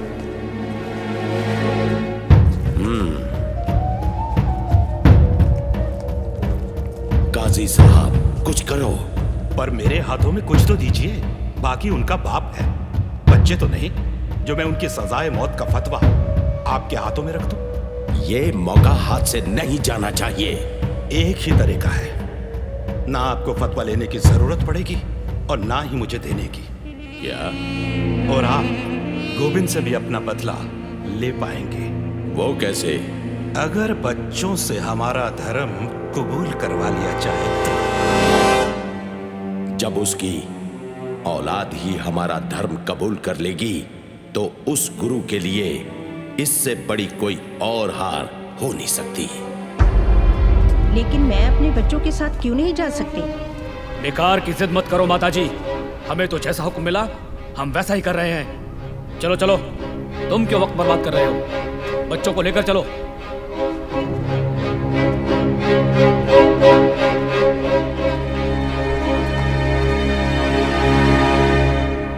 खान साहब, जो करना है वो सब सोच लिया है।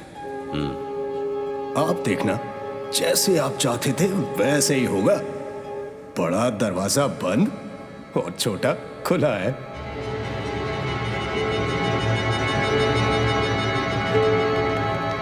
सिपाही बच्चों को लेकर यहाँ आ रहे हैं। हमारे सिपाही सर झुकाकर दरबार में आएंगे। बच्चे भी उनकी नकल करेंगे। हिंद के पीर के बच्चे सुबह इस सरहंद नवाब वजीर खां के सामने आते ही सर झुकाएंगे।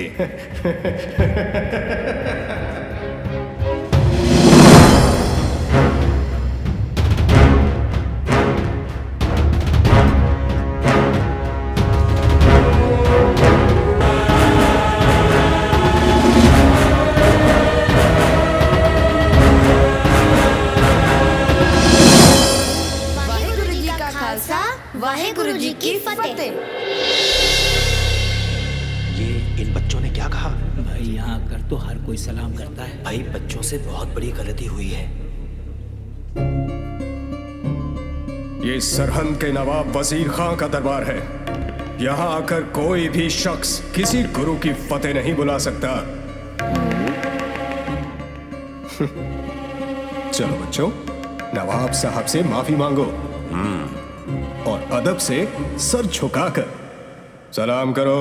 हम वाहेगुरु में ही यकीन रखते हैं। उस परमात्मा आगे ही झुकते हैं जो आत्मा के रूप में हर किसी के अंदर बसा है। उसके बिना हम अपना सर और किसी के सामने नहीं झुकाते। ये काफिरों की बोली है। काफिर वो जो तलवार की नोक पर अपना धर्म किसी पर थोपे। काफिर वो जो अपनी ताकत का गलत इस्तेमाल करे। जो ईमान का पक्का वही सच्चा मुसलमान। जिसके दिल में दगा वो काफिर बेईमान। अच्छे लफ्जों में हमें बेईमान कह रहे हो, अब हमें हमारे धर्म की शिक्षा दोगे? हमें तो हमारे सिख धर्म का पता है काजी साहब। हमारा धर्म किसी को गुलाम नहीं बनाता। हमारे गुरु पिता ने हमें यही सिखाया है। बच्चों, तुम्हारे गुरु पिता को गिरफ्तार करने के लिए मेरे सिपाही चारों दिशाओं में फैल चुके हैं। जैसे रोशनी को कोई कैद नहीं कर सकता, वैसे ही गुरु पिता को पकड़ने वाला सूरमा अभी पैदा नहीं हुआ। वो चमक है उनके चेहरे पर कि लोग अपनी मर्जी से उनको झुककर सलाम करते हैं। अगर आपका भी कभी उनसे सामना हो गया तो आपका सर भी अपने आप उनके आगे झुक जाएगा। क्या हुआ खान साहब? गुरु पिता के दर्शन हुए लगते हैं। खामोश!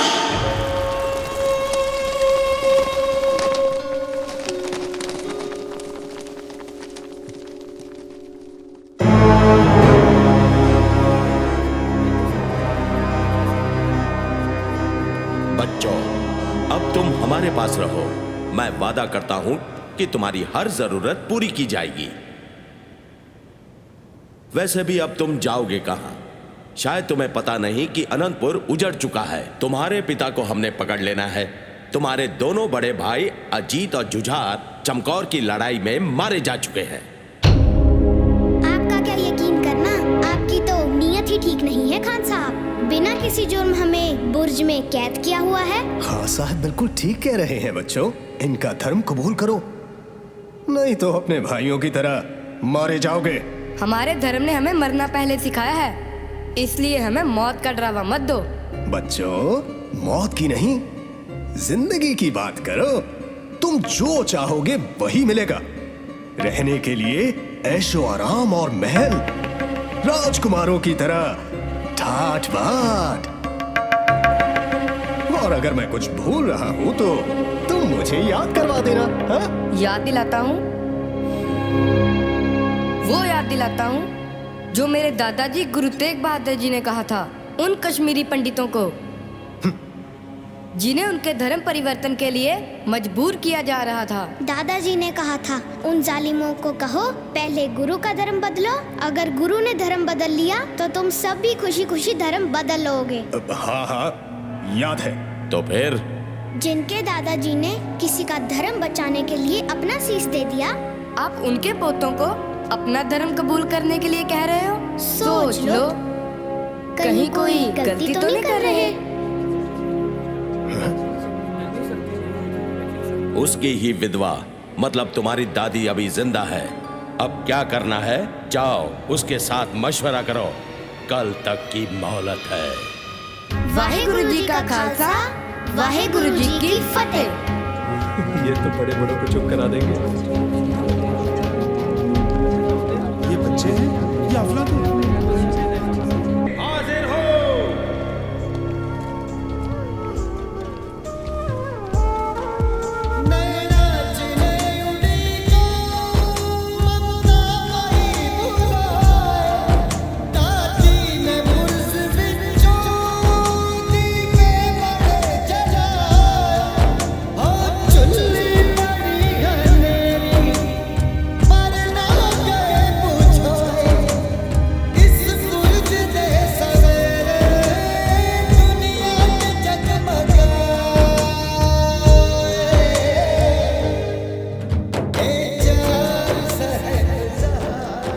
कोई मामूली बच्चे नहीं हैं। मुझे नहीं लगता कि वो मानेंगे। मैं सब मनवा लूंगा। खान साहब ना भूलो, उनके खिलाफ कुछ भी करने के लिए आपको दरबार की सहमति भी चाहिए।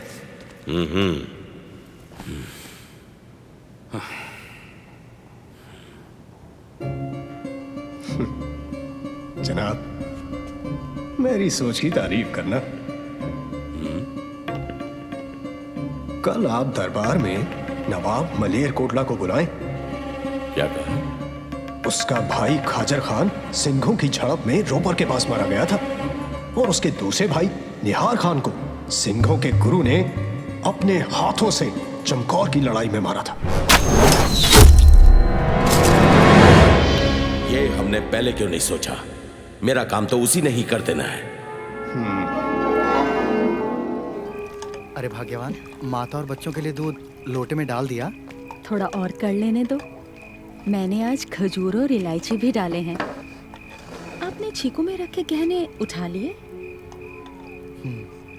चुप क्यों हो? क्या बात है? गहने तो मिर्जा ने कल के हिसाब में जोड़ रखे हैं, आज क्या दूं? आप उसे ये घर दे दो, हम सराह में जाकर गुजारा कर लेंगे। लेकिन भगवान के लिए इस दूध की सेवा में कोई विघ्न न पड़ने दो। बेटा, बच्चों के लिए तेरे दिल में प्यार देखकर मैं रब से दुआ करूंगी कि वाहिगुरु तुम्हारी सेवा का जरूर फल दे। आज दरबार में क्या हुआ? होना क्या था दादी माँ, हमको हमारे दादाजी की कुर्बानी याद थी, वो भूल चुके थे। डराने के लिए हमें ये भी कह रहे थे कि हमारे दोनों बड़े वीर चमकौर की लड़ाई में मारे जा चुके हैं। बस इतना सुना था, चमकौर में भयंकर युद्ध हुआ, नतीजा क्या निकला पता नहीं। दादी माँ? हाँ हाँ बच्चों, तुम ठीक कहते हो। वो जो मुंह में आए कह देते हैं, ये नहीं हो सकता। हम बहुत जल्द उनके पास जाएंगे। आज हमारे बीच नवाब मलेर कोटला जनाब शेर मोहम्मद खान साहब हाजिर हुए हैं, जिनके एक नहीं दो भाइयों का इनके पिता गोविंद ने बड़ी बेरहमी से कत्ल किया।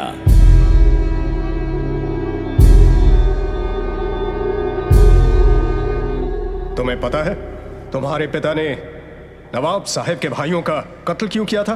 कोई गलती की होगी? इनके भाइयों ने।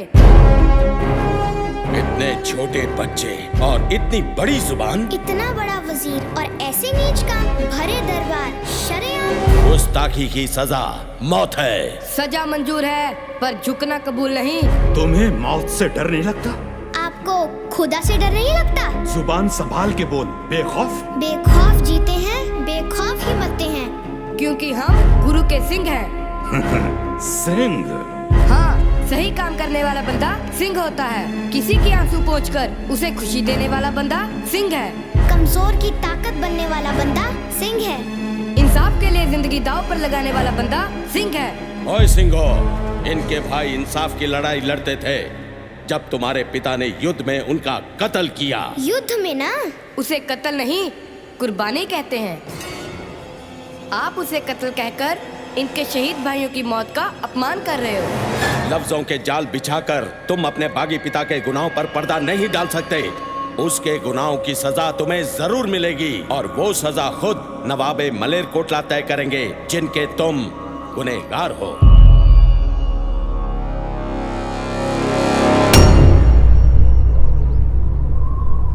फरमाइए नवाब साहब, आप कौन सी सजा देना चाहोगे अपने इन दुश्मनों को? मैं गोविंद से अपने भाइयों की मौत का बदला लेना चाहता हूं और वो मैं जरूर लूंगा, पर मैदान जंग में ये मेरे गुनाहगार नहीं हैं। औरतों और बच्चों से बदला नहीं लिया जाता।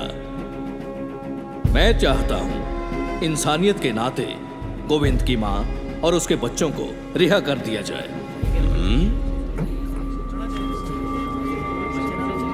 नवाब साहब ने सही कहा, इंसाफ होना ही चाहिए।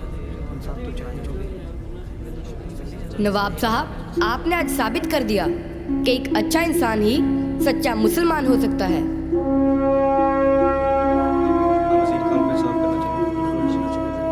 मैं भी इंसाफ में यकीन रखता हूँ।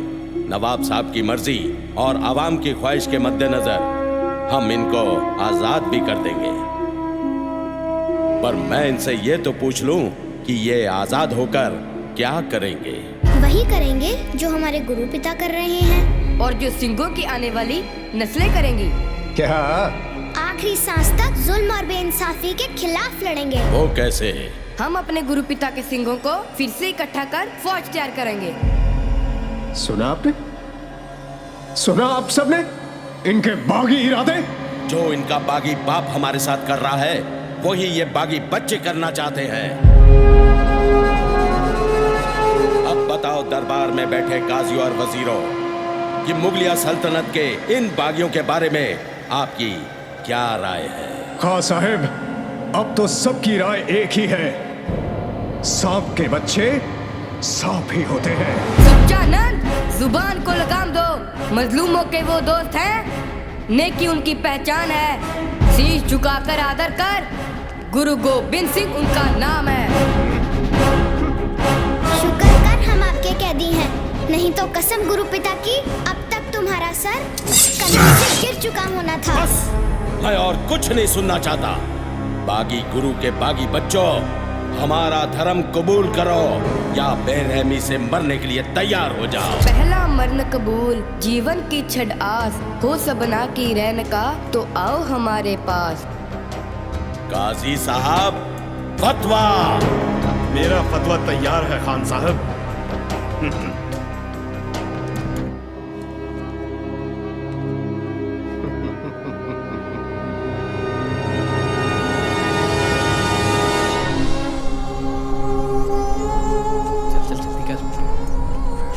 माता जी कहाँ जा रहे हो?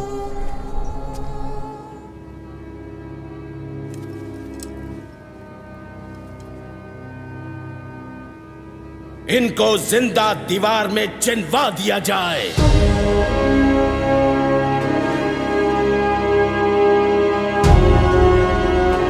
या अल्लाह, इस हुकूमत को कहर से बचा।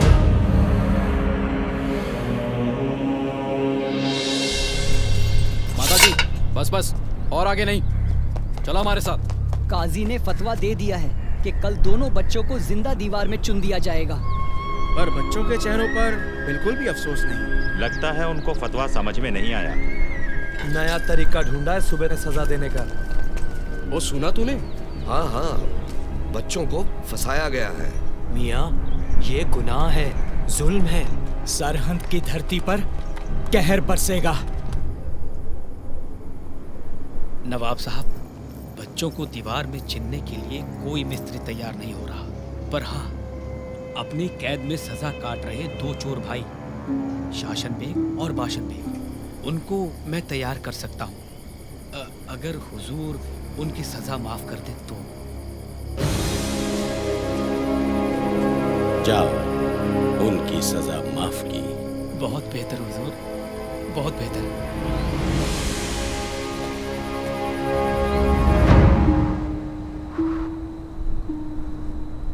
दादी माँ, हमने पाठ भी कर लिया, मोती मेरा दूध भी पिलाकर चला गया, पर आपने पूछा नहीं कि आज दरबार में क्या हुआ। बेटा, वही दलीलें, उल्टे सीधे सवाल। जो कुछ भी हुआ उससे हम बहुत खुश हैं दादी माँ। खुश हो? कौन सी बात से खुशी हुई तुम्हें? हम खुश हैं कि हम आपकी उम्मीदों पर सही उतरे। हम खुश हैं कि हमने अपने गुरु पिता और दादाजी की शान को बरकरार रखा। हम खुश हैं कि हमने जालिमों के डर से अपना धर्म नहीं हारा, आपकी सिखाई कुर्बानी को याद रखा। मुझे तुम पर फख्र है। काजी का फतवा कहता है कि हमें जिंदा दीवार में चिन दिया जाएगा। फिर क्या हुआ? जिंदा दीवार में ही चिनेंगे, मार तो नहीं देंगे। हाँ दादी माँ, मार थोड़ी देंगे।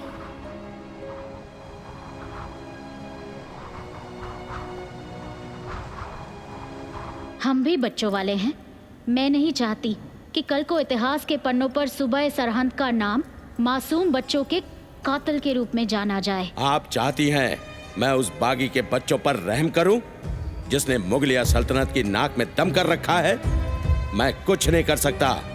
काजी साहब अपना फतवा दे चुके हैं। काजी का फतवा बदला जा सकता है, ये मैं जानती हूँ। उस फतवे को कैसे बदलना है, ये आप जानते हैं। होश में आओ बेगम, मैं उन बच्चों की सजा नहीं माफ करूंगा। मैं नहीं चाहता कि सारी मुगलिया हुकूमत मुझे सिखों के गुरु से डरने वाला डरपोक कहकर बुलाए। तीर कमान से निकल चुका है, अब कुछ नहीं हो सकता।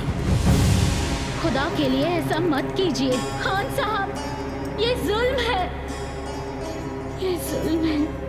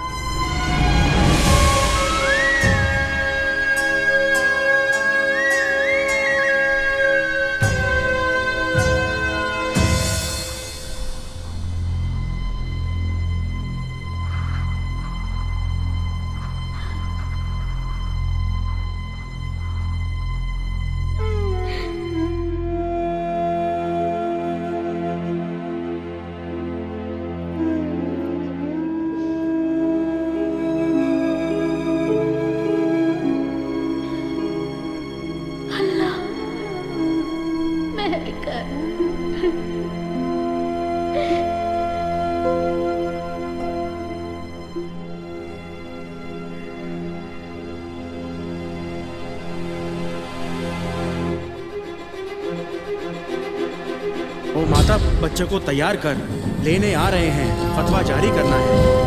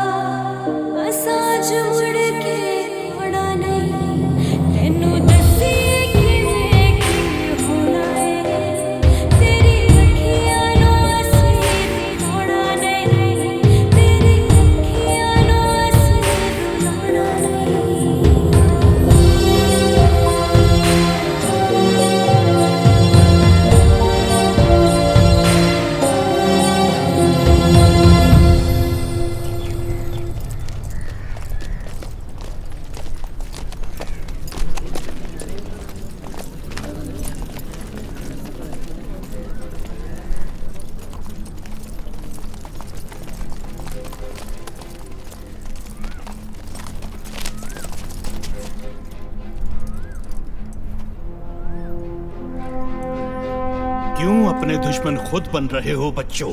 अभी भी तुम्हारे पास वक्त है। अभी भी आपके पास वक्त है काजी साहब, अपनी जिद छोड़ दो, नहीं तो इस धरती पर गिरा हमारा खून एक दिन जरूर रंग लेकर आएगा। क्या रंग लाएगा? यहाँ तुम्हारी याद में कोई महल बन जाएगा?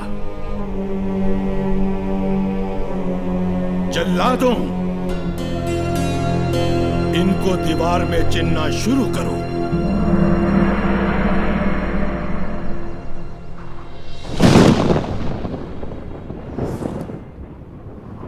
एक ओंकार सतनाम करता पूरख निर्भय निर्वैर अकाल मूरत अजूनी सैभं गुर प्रसाद जप आद सच जुगाद संजोग विजोग दुर्गा चलावे लेखे आवे भाग आदेश दिसे आदेश आद अनील अनाद अनाद जुग जुग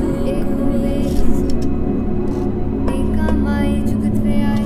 बेटी, दुनिया में चाहे आप मुझसे पहले आए हो, पर दादाजी को मिलने में आपसे पहला जा रहे हैं। जिव तिस पावे तिवै चलावे जिव होवे फरमान।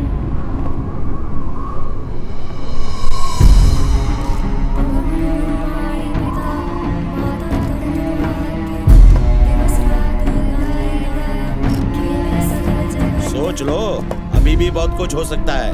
चंगे आया बुरे आया वाचा तरन दूर करनी आपो आपनी के नेड़े के दूर जिन्हें आप आया गए संकट काल नानक के कुछ के छुट्टी नाल।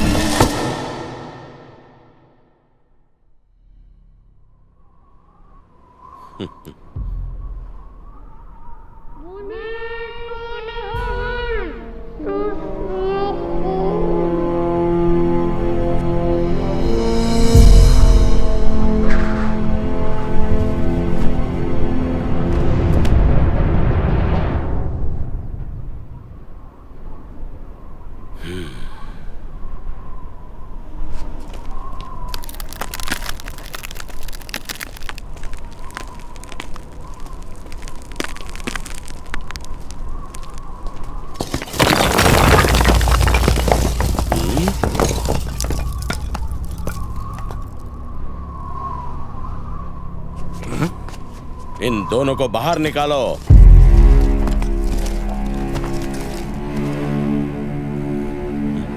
ये दोनों तो अभी जिंदा है खान साहब।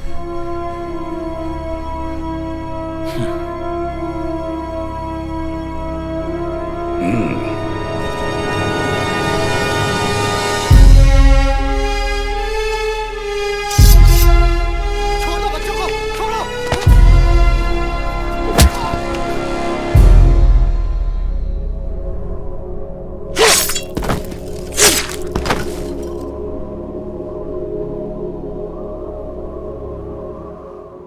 हम जान देकर औरों की जान बचा चले, सिंहों की सल्तनत का ये पौधा लगा चले। गंगू कहीं का नहीं रहा, दिमाग का संतुलन खो बैठा और सारा पैसा भी। गुरु परिवार की सेवा करने के अपराध में मोती मेहरा और उनके परिवार को पत्थर के कोलू में बेरहमी से पीस दिया गया। 40 भगोड़ों ने खदराना की लड़ाई में अपना बलिदान देकर मुक्ति पाई। आज उस जगह को मुक्तसर के नाम से जाना जाता है। और सिंहों के साथ माई भागो भी गुरु साहब के साथ नांदेड़ पहुंची और खालसा पंथ की सेवा में जुट गई। माता सुंदरी दिल्ली में बसकर खालसा पंथ के राजनीतिक मामलों को संभालने लगी। जैसी देववाणी हुई थी, साहबजादों की याद में चमकौर और सरहंद में गुरुद्वारे बने। नवाब मलेरकोटला को उनके पुण्यों के लिए गुरु साहब का आशीर्वाद प्राप्त हुआ। उनकी पुश्तें आज भी पूरी शानो शौकत के साथ मलेरकोटला में रह रही हैं। मलेरकोटला में रहने वाले मुसलमान आज भी गुरु साहब को मानते हैं। गढ़ी के मालिक चौधरी बुद्धू चंद की 9वीं पीढ़ी आज भी चमकौर साहब के आसपास फल फूल रही है। फिल्म में दिखाए गए गुरु साहब के हथियार, अस्त्र शस्त्र हूबहू वैसे ही बनाए गए हैं जैसे उस वक्त थे, जो आज भी गुरु साहब के शिष्यों के पास सुरक्षित हैं। जब गुरु साहब को बताया गया कि किस तरह वजीर खान ने उनके 2 साहबजादों को शहीद किया, तो उन्होंने अपने तीर से एक पौधा उखाड़ कर कहा, मुगलिया सल्तनत के दिन अब उंगलियों पर गिने जा सकते हैं। और वैसा हुआ भी। 200 सालों तक राज करने वाले मुगलों के हाथ से हिंदुस्तान का राज धीरे धीरे खिसकने लगा। गुरु साहब के एक अनुयायी भक्त टोडरमल ने साहबजादों और माताजी का अंतिम संस्कार करने की इच्छा प्रकट की। वजीर खान ने उसे आवश्यक जमीन सोने की मोहरों से ढकने के लिए कहा। टोडरमल ने वही किया। इस नेक काम के बदले उसे सजाए मौत सुनाई गई। मोरिंडा थाने के जिस कमरे में माता गुजरी और साहबजादों को कैद रखा गया, वो आज भी चंडीगढ़ के करीब मोरिंडा में है। वहां अब गुरुद्वारा है। फिल्म में दिखाया गया थाने का कमरा उसी की नकल है। जिस पेड़ के नीचे गुरु साहब को माछीवाड़े में आराम करते हुए दिखाया गया है, वो उसी पेड़ की हूबहू नकल है। जो पेड़ आज भी माछीवाड़े में है, उस पवित्र स्थान पर गुरुद्वारा साहब है। हमेशा बुराई पर अच्छाई की जीत होती आई है और होती रहेगी। ठीक 5 साल बाद बंदा सिंह बहादुर सरहंद पर कहर बनकर टूटा। उसके साथी फतेह सिंह ने वजीर खान का सर कलम कर दिया और बंदा सिंह ने खालसाई केसरी झंडा सरहंद के किले पर गाड़ दिया। सुच्चानंद को बंदा सिंह बहादुर ने सरहंद में ही मौत के घाट उतार दिया। काजी दीना खान जान बचाकर दिल्ली भाग गया। बच्चों को शहीद करने वाली दीवार बनाने वाले शासन बेग और बाशन बेग को उनके घिनौने काम के लिए बंदा सिंह बहादुर ने मौत के घाट उतार दिया। सिंहों ने सरहंद फतेह कर वहां रहने वालों को कट्टरवादी मुगलों से मुक्ति दिलाई। लोगों ने जी भरकर खजाने लूटे, पर बंदा सिंह बहादुर ने वो बेशकीमती खजाना ढूंढ निकाला। वो दीवार जिसमें साहबजादों को जिंदा चिनवा दिया गया था, घुटनों के बल बैठकर उस वीर ने नम आंखों से उन 2 वीर साहबजादों को श्रद्धांजलि